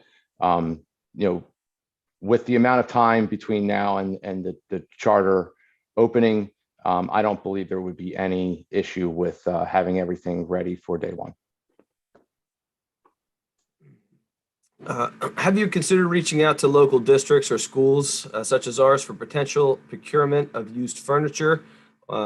And do you plan to use furniture currently owned by Vfma? Yes, we've considered reaching out. We may use furniture that's donated by Vfma, where that's TBD, to be determined. Regarding the facility lease and service agreement, in the facility lease and service agreement, are the amounts noted in the appendix competitive market rates?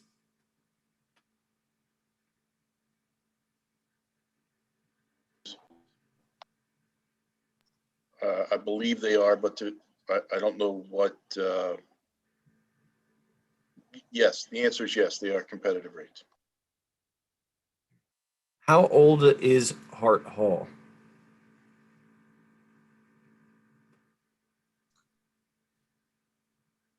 I'm not sure of the actual date it was built.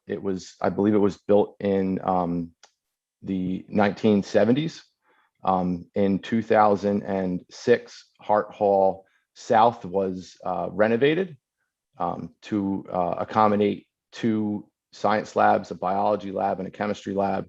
And it was upgraded for ADA and other items needed at for the college actually at the time. Thank you. If utilities, insurance, maintenance, operating costs, and contracts and/or costs for these items are already in place, how will these costs be allocated to the charter school? On a per student square foot allocation.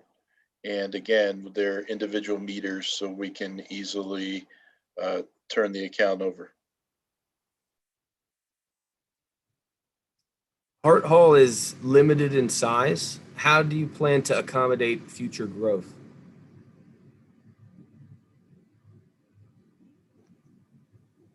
We can divide those classrooms. They're very large. We can divide. We have plenty of room. And potentially, if we need another building, we can look for other alternatives on our campus. All right.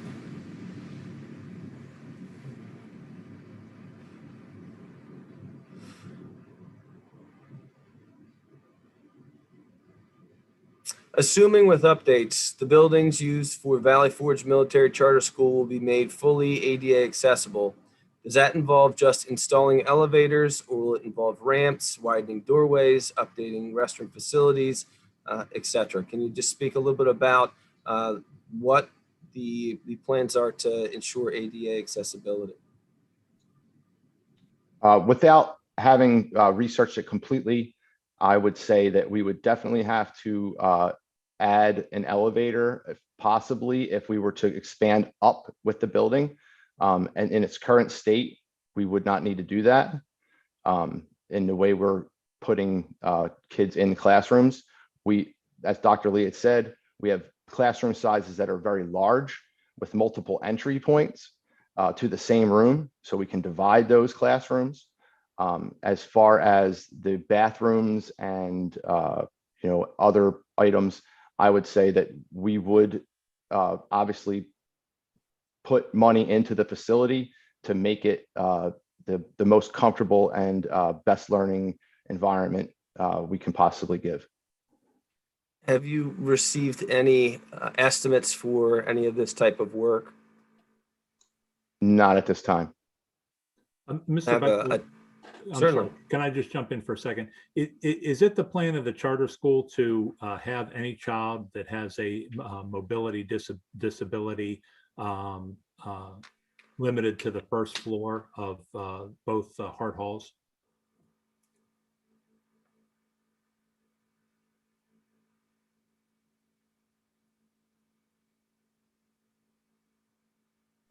The first year, yes. We may change after that, but the first year, yes.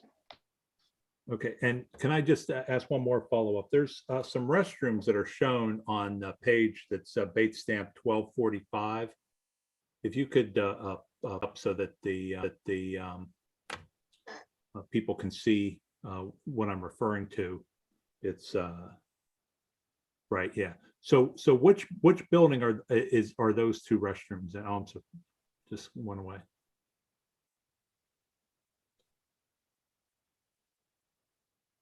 Yeah, which of the buildings are those restrooms in?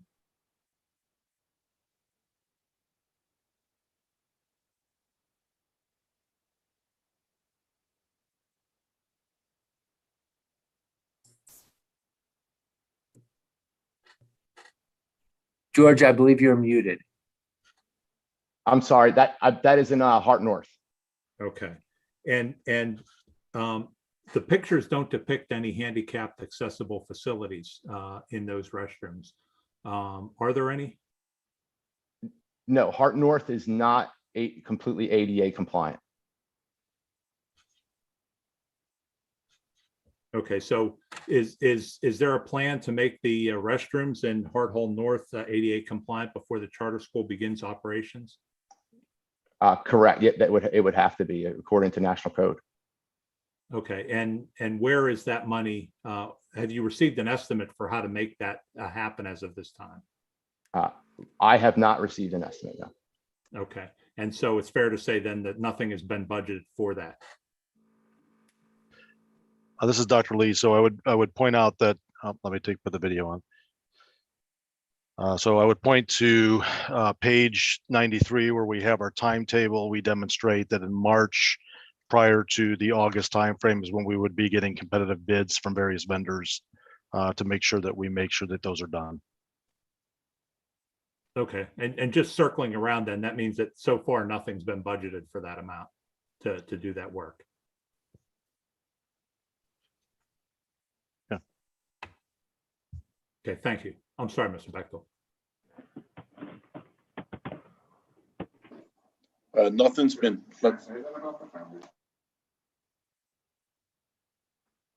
Sorry, did somebody want to jump in? Yeah, can you hear me? Yes. Okay.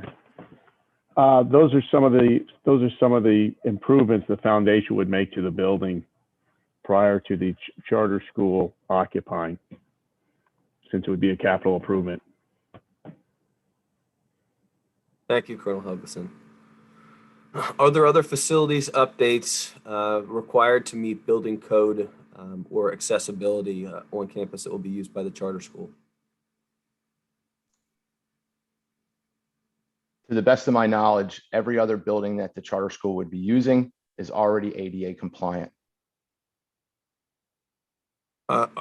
Are there sufficient restroom facilities for 200 students plus staff based on your first 2-year estimate?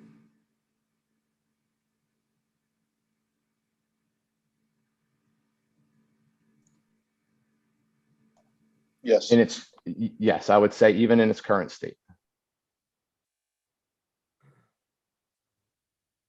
It appears that there are 9 classrooms and 2 science labs between the 2 Hart halls. Will this be sufficient to accommodate the 200 students that you are estimating in the first 2 years?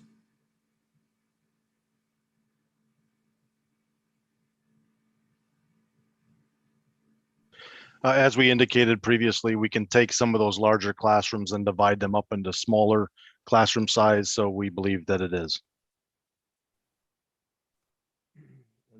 The last question I have for you is, will Valley Forge Military Academy and Valley Forge Military Charter School ever use the same building or facility concurrently during the day? No. At this time, I'm going to turn over the questions to Dr. Hand. Thank you, Mr. Bechtold. Continuing with questions on facilities, looking at the lease, what facilities will be covered by the lease?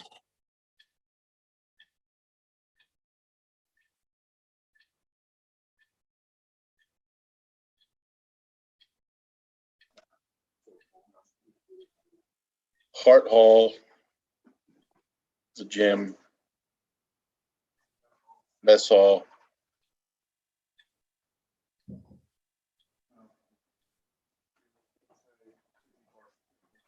And that's it right now. Okay. What types of costs will be included in the operating expenses and maintenance costs in the lease? I'm sorry, could you repeat that, sir? What types of costs will be included in the operating expenses and the maintenance costs in the lease? General janitorial, maintenance, and upkeep. Okay. In the lease, can you please provide other examples of other sums payable?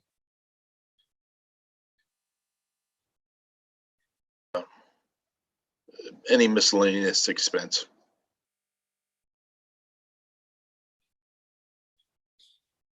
Can a leased premises under the lease be any building on the Military Academy property?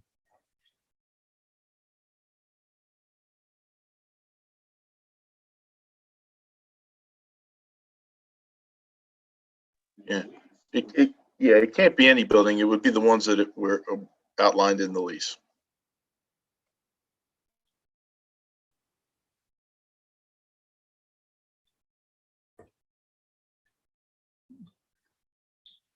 Why would the Hart Halls become unavailable to the charter school before the lease? And does the Military Academy have other plans for those buildings?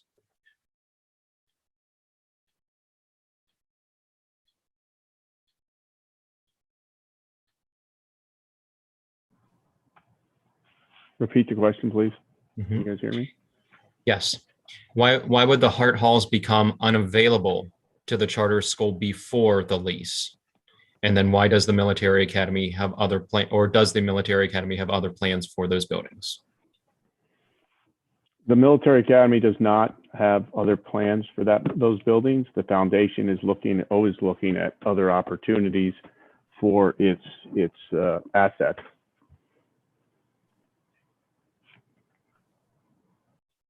So would the halls be available to the charter school prior to the lease? That's correct. Okay, thank you. How has rent been set for years 3, 4, and 5 when the LOI states that the parties don't know how the buildings or what the buildings will be used for? It was a good faith estimate based on our historical knowledge and the number of students we anticipate. Okay. How is the base rent being set when two parties don't know what facilities will be included after year 2? Again, same answer. It's a good faith estimate based on what we think we may need and the number of students we think that we may have. Do you know when a determination will be made about what facilities will be used after the first 2 years? Not yet, no. If you don't meet enrollment projections in later years and don't need anything beyond the Hart Halls, will the lease amounts still be as set forth in the LOI? The board would make a determination, but not likely.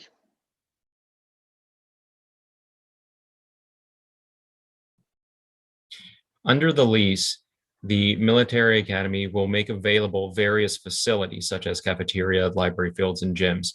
What interactions or overlap will there be between the military academy and the charter school?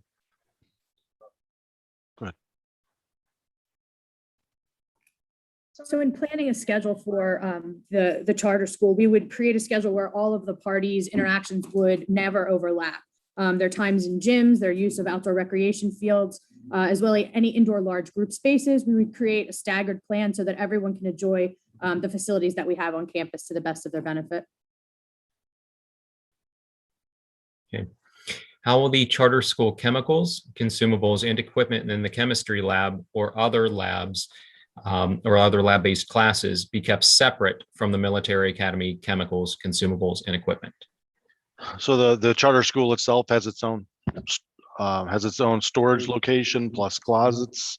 There would be no overlap between those, as all the chemicals for the academy are kept over in Shannon Hall's chemistry labs. All the chemicals for the hard halls are kept up in the storage closets that are designated up in hard halls. Okay, thank you. Looking at the cafeteria, do you plan to seat the entire charter school population at one lunch setting? Yes, we can seat the mess hall seats up to 600 at one time. And due to the nature of the programs, we would probably provide breakfast in the morning if there's an earlier physical education requirement, which could also be staged at one time with all 600, up to 600. Mr. Hand, can I jump in here for a second? Yes. How are the charter school students going to get from Hart Hall North and South to the cafeteria? It's a walking distance path that leads from the back of the regimental mess hall up the hill to the Hart Hall building, where there would be no interaction or overlap with the academy students. And is the path that leads from the charter school buildings to the cafeteria ADA compliant along its entire length? We would have a van available for those students to transport them from the back of the regimental mess hall up to Hart Hall.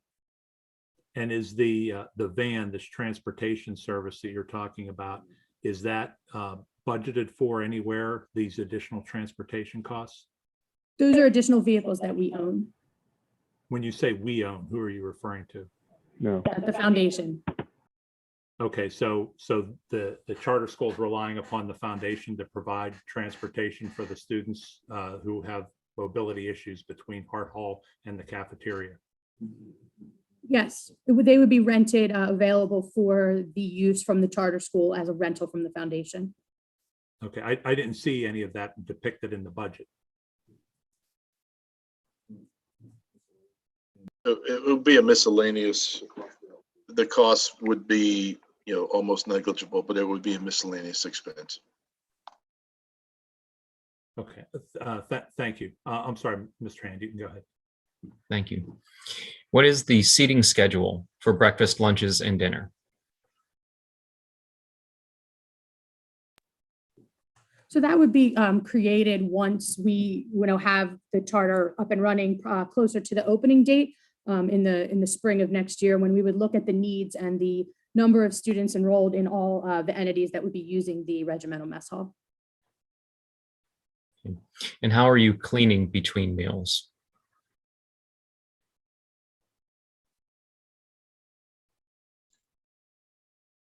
The cleaning is done by Linton's Food Services between each meal, and they have a significant amount of time to clean everything between each sitting. Okay. How are you providing free and reduced meals to charter students who qualify?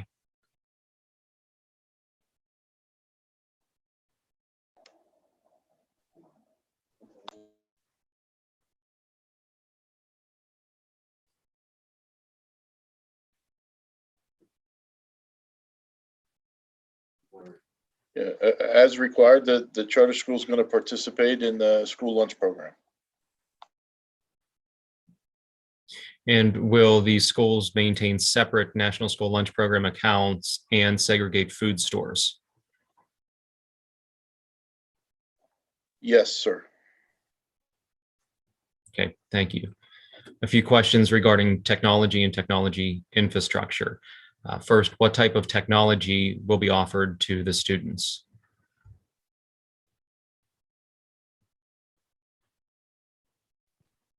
So the primary infrastructure that we currently have, on the would be the Wi-Fi program, or the Wi-Fi that we have within the hard halls.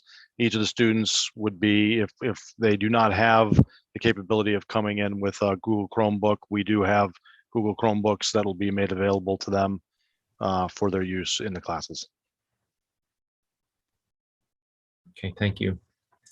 The December 2nd, 2020 letter regarding Valley Forge Military Charter School application indicated that infrastructure will be donated.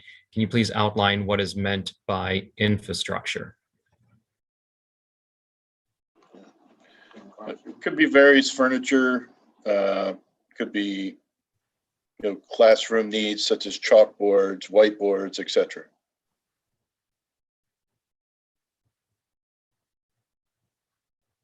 And have you planned for future infrastructure, including network infrastructure costs, in your 5-year projections? Yes. Yes.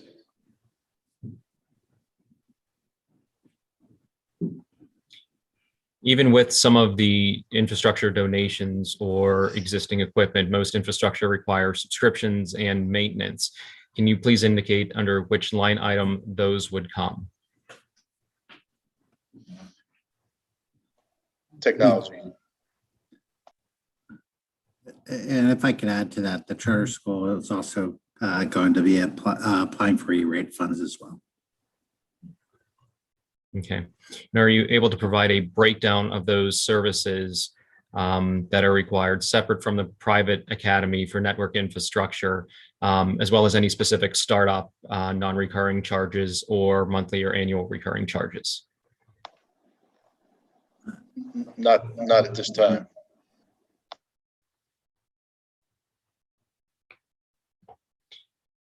How are you separating or sharing the cost of network infrastructure, including Wi-Fi, as specifically line itemed from the established private academy? Again, it would be based on student head count and/or square footage of the buildings utilized. And utilizing that current capacity, has that reduced in any way the line item expenditure for the private academy? Not likely. Will the military academy share computers and other technology hardware with the charter school? We wouldn't share any. There may be some donation from the foundation to the charter school, but nothing that I can think of would be shared. Okay. And what is included in the technology line items under instruction and support services?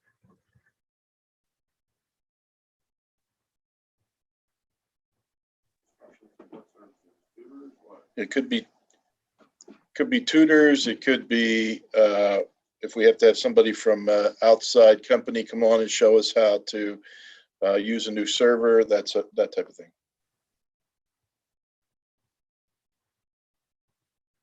Okay. And will any of those funds be used for the business of the private academy? No, sir.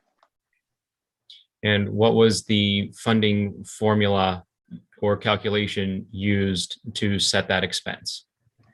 Again, based on our historical knowledge and what we anticipate will be needed for the charter school. Okay. What is the current student information system that is used at the private academy? That's Powerschool. And confirming that you're going to use Powerschool as well for the charter school. It would be a separate agreement with Powerschool. Okay, and will that be a separate hosted instance, or will it be using the same Powerschool instance? No, they would be separate. And what is the current learning management system at the private academy? We don't use a formal LMS. We're currently using Google Classroom for most of ours. Okay, and what will the LMS be for the charter school?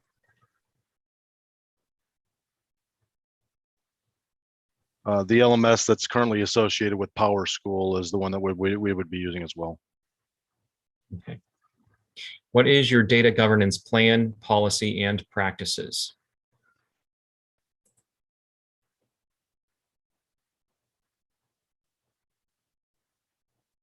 I'm sorry, could you please repeat the question?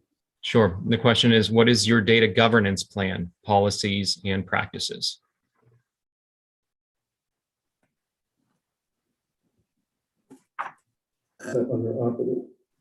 We don't currently have one that would have to be established by the foundation, or not the foundation, would have to be established by the charter school representatives once they're established. Okay. Let me just break in there, Mr. Hand. I'm sorry.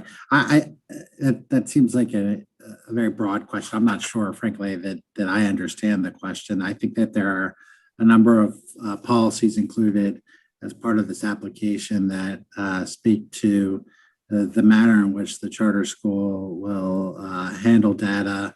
You know, for example, policies relating to FERPA, student record privacy, and some other policies as well. So I don't know if we can break that up into a number of different questions, but as asked, I frankly am a bit confused as to what we're trying to get to. Can I ask who was speaking? I'm sorry. When people don't appear on the screen, it's difficult to know who I'm talking to. I'm sorry. I forgot to turn my video on. Yeah, it's Joshua Pollock, counsel for the charter school. So, Mr. Pollock, referring to data governance would be specifically the data standards, data integrity, and quality control for access would be the areas in which I would be interested.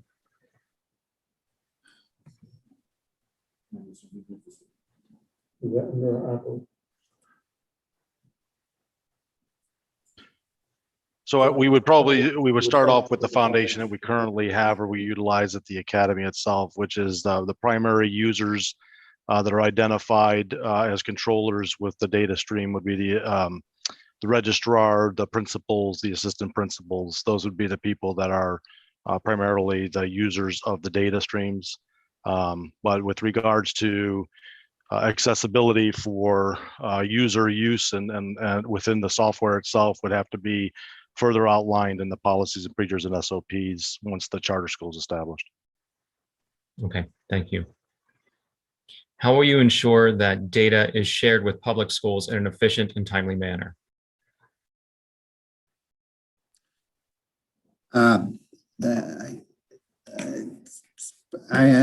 Frankly, what data are we referring to? I mean, obviously the school is subject to right to know certain data. The school, frankly, is prohibited by law to disclose absent, written consent. So it frankly depends on what data you're referring to. Obviously, we're going to be providing certain data to PDE via PIMS. We're going to be obviously providing certain attendance and enrollment data to our students,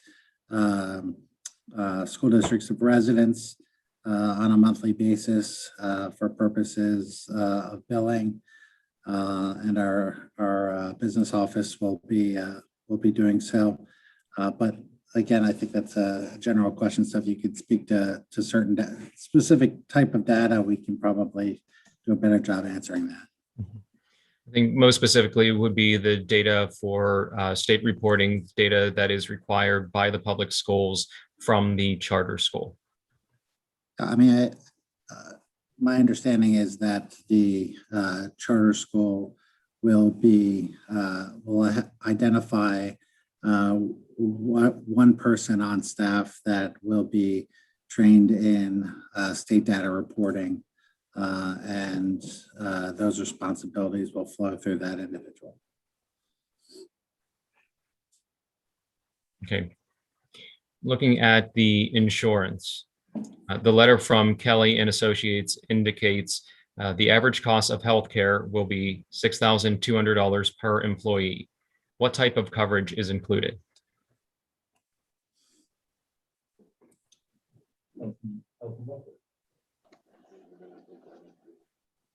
Health and welfare, major medical, dental, vision, etc.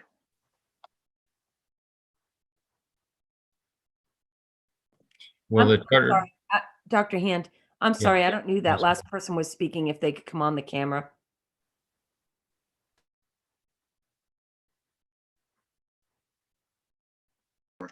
It's Eric Saul, and the answer was health and welfare, major medical, dental, vision, etc. Thank you. And will the charter school have insurance coverage for equipment breakdown? Yes. Will they have coverage for school board legal? Yes. Coverage for bond? Could you say that again, sir? I'm sorry, I missed it. Yes, insurance coverage for bond. Can I, Mr. Head, I believe we have a separate quote for business insurances as part of the application. So there's a quote for health insurances, and I believe there's a quote as well for business insurances. I just don't want to conflate the two. Okay. Does that cover? So there's a series of insurances that we're questioning in coverages. So equipment breakdown, Mr. Solid covered, school board legal. Question was on bond, and then also would be a question on insurance coverage for volunteer insurance and cyber liability. Yes, cyber liability. Yes, for volunteer. I'm not familiar with bond insurance, but if it's part of a general package, I'm sure it's covered as well. The charter school's aware of the fact that both its secretary and treasurer are required to be bonded. Okay, thank you. Thank you, Dr. Hand. All right, at this time, we will have Mr. Todd Stitzel, our Director of Human Resources, ask questions about personnel. Mr. Stitzel. Good evening. I know some of these may have been touched upon earlier, but I just want to make sure I have clarity. Todd, there's something wrong with your Microphone. And is it possible for me to get a quick 5-10 minute break? I'm the court reporter.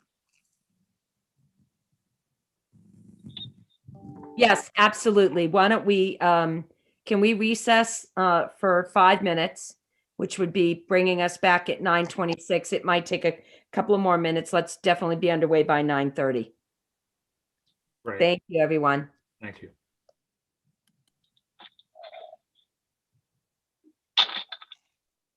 Dan, can you hear me? Just to be sure. I can hear you, No. but you sound like Darth Vader.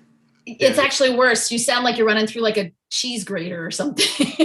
Your voice You're in a is like- blender. You might want to. Yes, that's what is a blender. Thank you. You might want to go back out and come back in, Todd. It's almost impossible to understand you. And I was going to say to him, I noticed it. Remember, we're still live on YouTube, just to make sure. Yes. No, thank you. I noticed his Stand- speech going I today. stand by my Darth Vader comment. Yeah. Oh, may the 4th be with you, but that was the other day.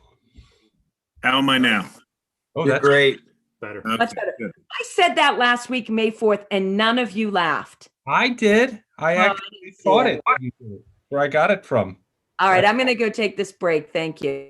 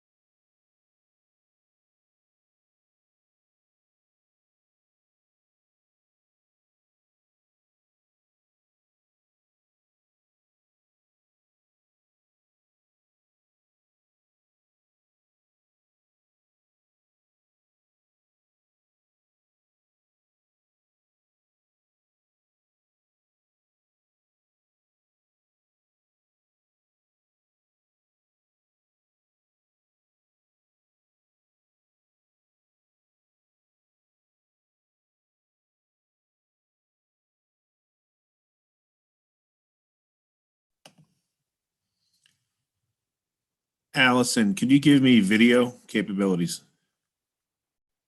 Yes, one moment.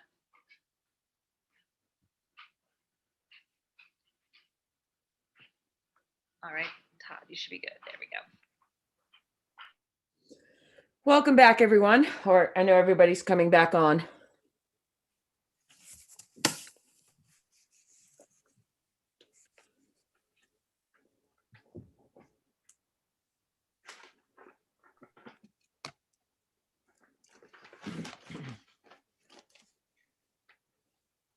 I think we have to give credit to our court reporter that she was probably the first person back. Thank you so much.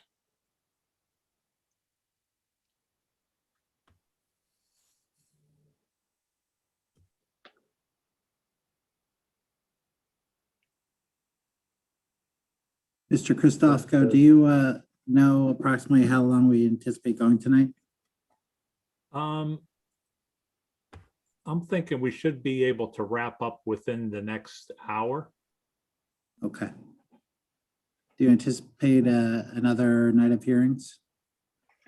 I think we should be able to wrap up all the questioning tonight and that this would be the last night of hearings. Okay, thank you.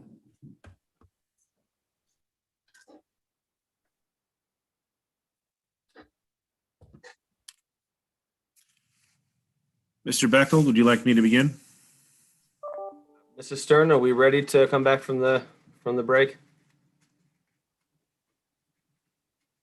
Pardon me, I was drinking some water. Let me just take a quick peek here. 1, 2, 3, 4, 5, 6, 7, 8.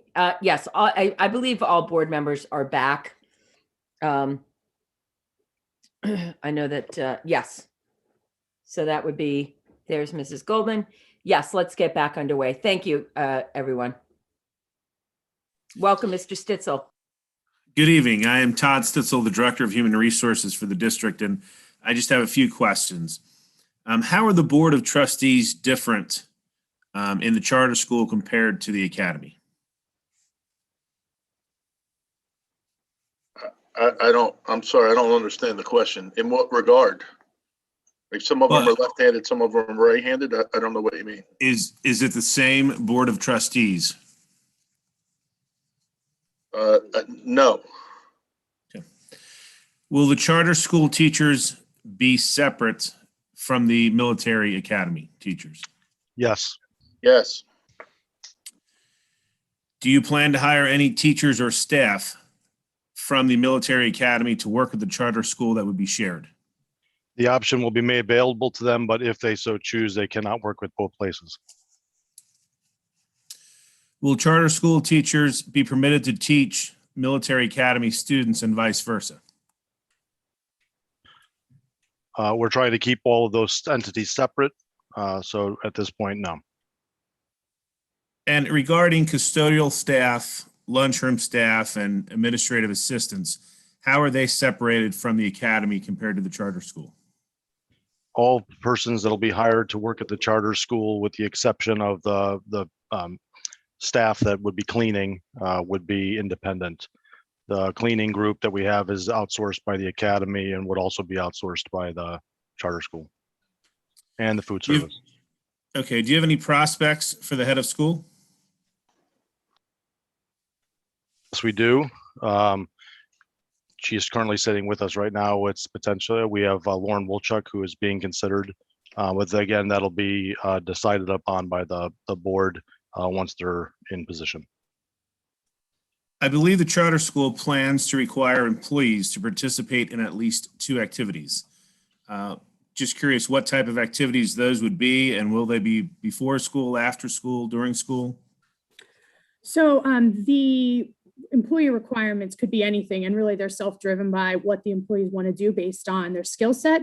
So if we have someone who has, a skill in language, they could have a language club. These would be clubs. These would be during flex times, and they would be all built into the schedule of the teachers. Okay, thank you. The military academy employees, will they be used to support any charter school students? And if so, could you explain, and also vice versa? No, there's no plan on utilizing or commingling the faculty and the staff between those two entities. Okay, regarding nurses, how many nurses are you planning to have available, and ultimately how many hours will the charter school be covered by nurses? We budgeted 1 full-time nursing staff. And from your statement before, that would not be shared with the academy, correct? That is correct. Okay. Thank you. Mr. Bechtold? Thank you, Mr. Stitzel. All right. At this time, we are going to turn it over to Dr. Scott Hand to ask a couple questions regarding Powerschool. Just a few questions. Thank you, Mr. Bechtold. Following up in Powerschool, who do you plan on training for Powerschool? Your quote has 15 people. Can you tell me who you're going to plan on training, and do you feel that it is accomplishable within one day as it's quoted? So the people who would normally be trained in Powerschool will be the teachers who have to input their grades within each of the Powerschools, plus the registrar.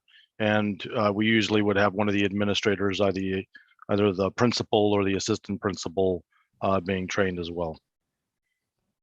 Okay, thank you.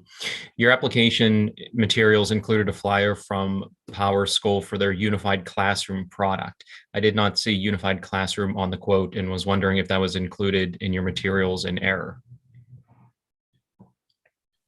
When we had inquired through Powerschool for their quotes, their unified classroom has multiple capabilities, which includes development, includes admissions, it includes the student information system, plus the LMS. So there are elements of that unified classroom that would not necessarily have to be utilized by the charter school. So the elements that are critical would be the SIS part of the system, plus the reporting system. Those are the two major, and then the LMS. Okay, thank you. How will you ensure data congruity and quality between and with public schools, specifically those that use other student information systems other than Powerschool? It's our understanding the Radnor School District utilizes Powerschool. So we would be at least in some similarity, but there are output that you can give through the Powerschool system that can be uploaded into the others. The mapping is well established between many of the providers for data mapping. Okay. Powerschool is the parent company. We do not use the Powerschool SIS. So will you have a person on staff who will be able to do some of the data mapping and data translation when sharing data with the Radnor Township School District?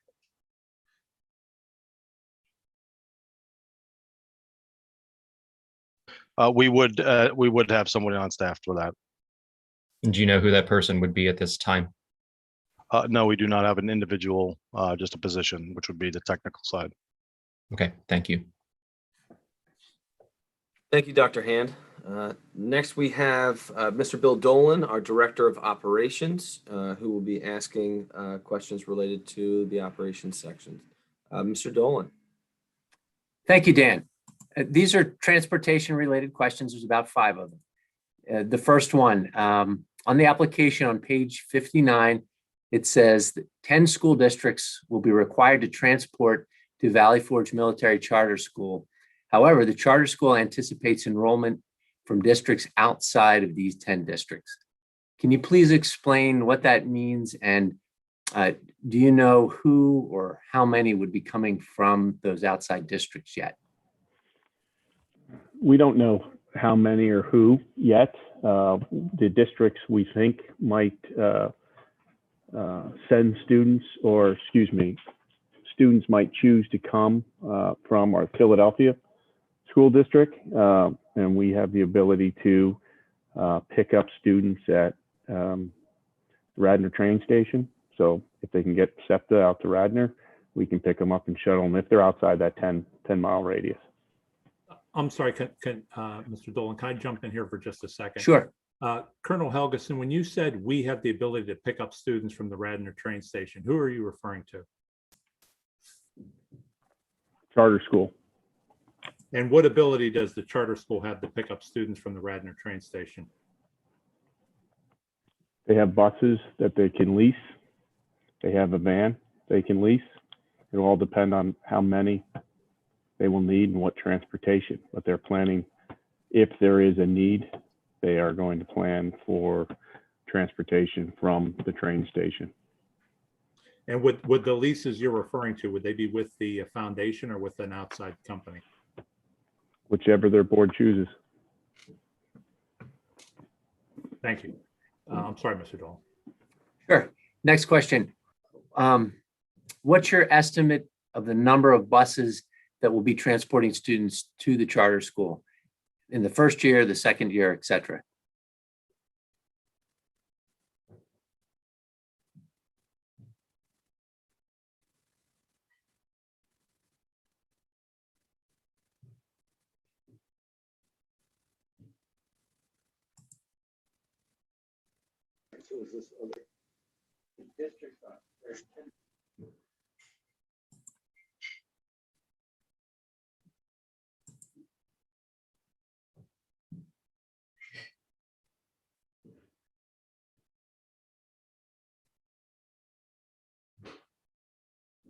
I'm sorry, sir. Can you repeat the question? Sure. What's your estimate of the number of buses that will be transporting students to the charter school in the first year or the second year, et cetera? Mr. Dolan, are you referring to buses that the charter school will be leasing itself or school district buses? Maybe both. I was initially intending the leased buses from the charter school. The charter school anticipates that it would likely lease one bus in its first year to transport students that reside in districts outside the 10-mile radius.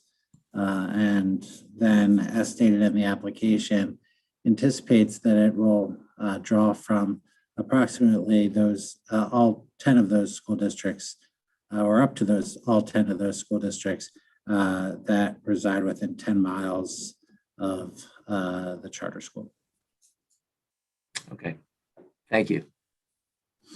Also, transportation on page 90, is there an estimate of how many in-district students are expected to need district busing?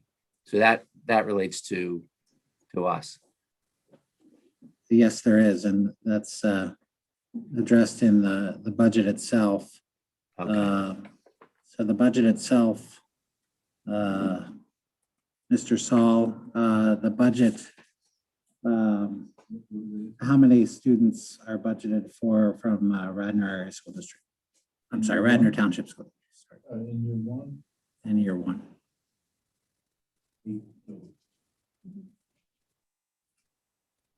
So there are 8 total in year one. Okay. Thank you. What is the charter school's plan for afternoon transportation for students who stay for after-school activities?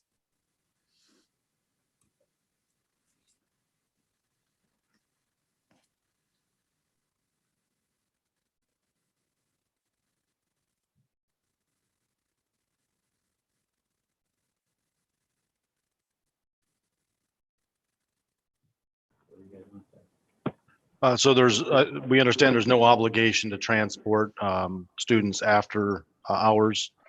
But at that stage, it would be up to the board to make a decision on what they would want to do. Okay, and related to that, does the school have sufficient transportation for athletics competition with other schools? Absolutely. Okay. That is the last of my questions, Mr. Christopko. Okay, thank you, Mr. Dolan. I just trying to take a look. I had some additional questions that came in that didn't make our initial list, and I just want to try to go through these in a way that's not duplicative. There are a few questions involving students who are gender expansive and transgender. So let me ask those questions. What policies will Valley Forge Military Charter School have to ensure equal opportunity and non-discrimination for gender expansive and transgender students?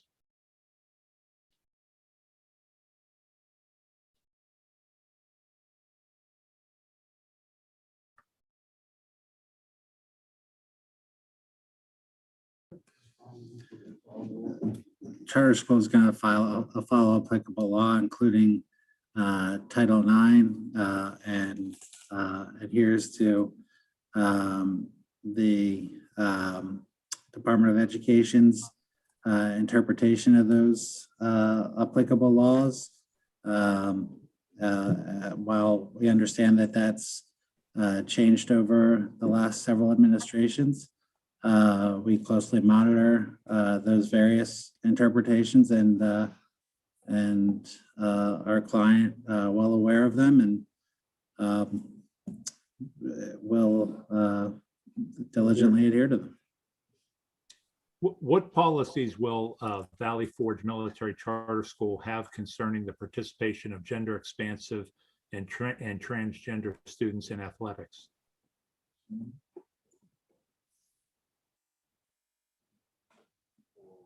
I'd say whatever.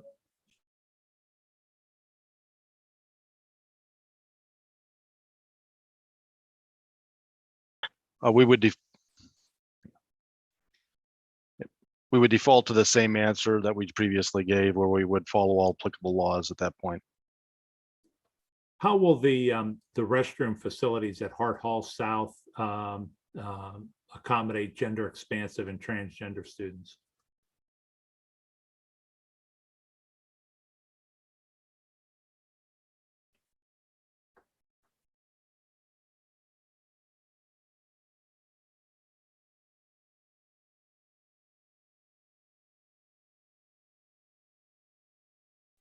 So students would be utilizing the bathroom with the gender that they identify with. And how will the locker room facilities at the Price Hall accommodate gender expansive and transgender students? We would default to the same answer as well, that the students would be allowed to utilize the locker of the gender preference. Let me just there are a couple of clarifying questions I just want to make sure that we have on the record. Will Colonel Helgeson have any role with the Valley Forge Military Charter School? No. Has Colonel Helgeson had any role with on the Board of Trustees with the Valley Forge Military Charter School up until this point? No. Will Eric Saul have any role with the Valley Forge Military Charter School?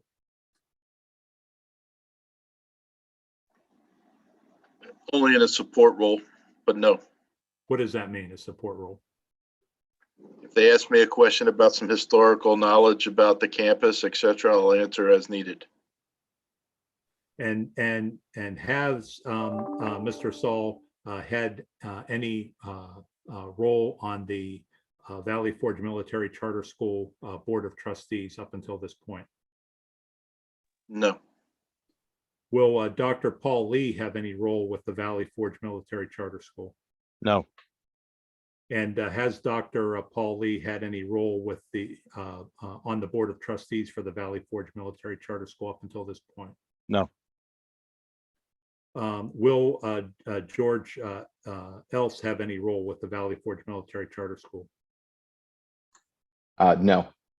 And has Mr. Else had any role with on the Board of Trustees for the Valley Forge Military Charter School up until this point?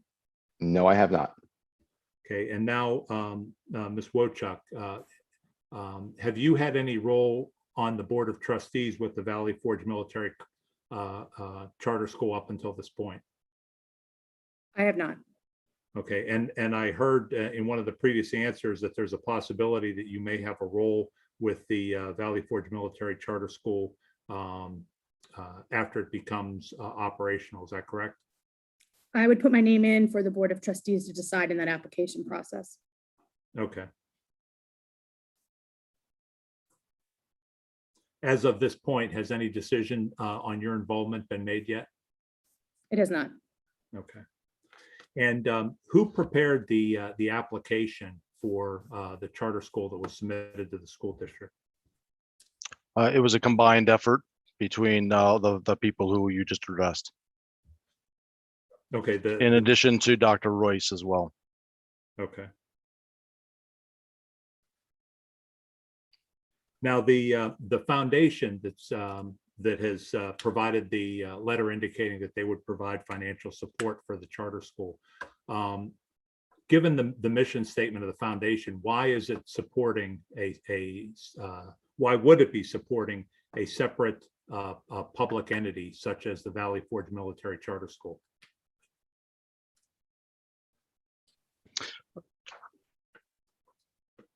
Part of the decision process to go ahead and do this by the Board of Trustees was that it provides a level of choice for the surrounding community that cannot otherwise afford those elements that we have at Valley Forge Military Academy.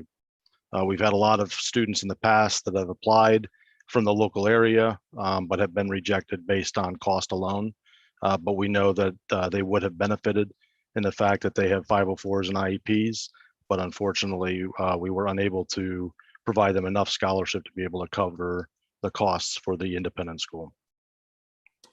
And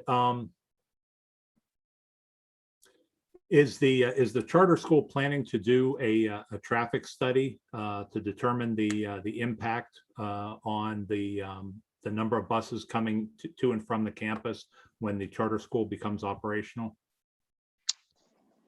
There was not a plan to do so at this point because we do currently have other buses coming onto our campus.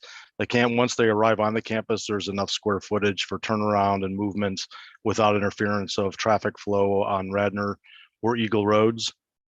So at this point, there was not a plan to do so. Okay. And with respect to the other facilities on the Valley Forge Military Academy campus that the charter school will occupy, how will the students get from Hart Hall North and South to Price Hall? There's a trail, so the same pathway that they could take down to the mess hall. Price Hall is right next to the mess hall, so it would be the same pathway. And so for students with mobility issues, they would again be separately transported by van? That is correct. Okay. And the same question with respect to the health facility where the nurse is located. How would students get to and from Hart Hall to that building? There would make a decision where the nurse would most likely be brought to Hart Hall to handle the situation that's in place. And we also do have office space at the Hart Halls that she could use as a satellite, he or she could use as a satellite office. Well, I guess the question is there any plan, or would there be any instance in which students would have to go from Hart Hall to the health center? No, not that we see. And how would students get from Hart Hall to Shannon Hall? So I believe the part of Shannon Hall that you're referring to is the auditorium. There's a walkway that goes directly from the Hart Halls back behind Shannon Hall and enters into the two doors in the auditorium directly. And is the pathway ADA compliant its entire length? The ADA compliant they would have to be bused in from the opposite side of the campus where there is an ADA compliant ramp to allow them to get into the building. Okay.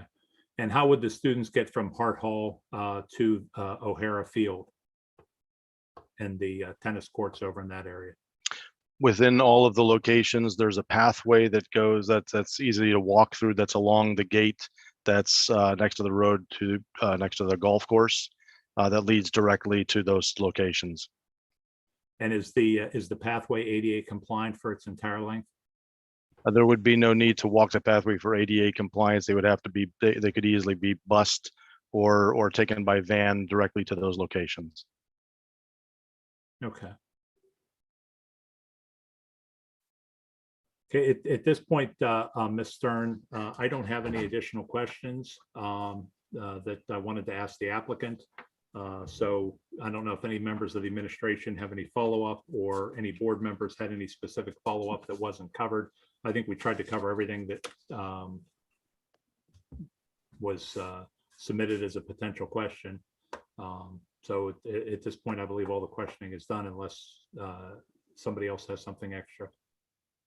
So I guess I'll toss it out to the administration. Do we have any additional questions? At this time, we do not. We have completed all of our questions, Mrs. Stern. Okay. I don't know if there's any further questions from the board. Okay, well, seeing none, let me just pull up the agenda. So procedurally, Mr. Christofko, the next step, if you could walk us through the next step of this hearing process. On the agenda, it would call for a motion to adjourn, but prior to taking that motion, what I'd like to do is just understand, what do we procedurally, what happens next? Procedurally, what happens is that this would conclude the hearing portion of the application process, and the administration and myself will put together a recommendation for the board based on the information presented in the application and the information gathered through public comment and the hearing process. And that'll be presented to the board and be put on the board's agenda for a vote.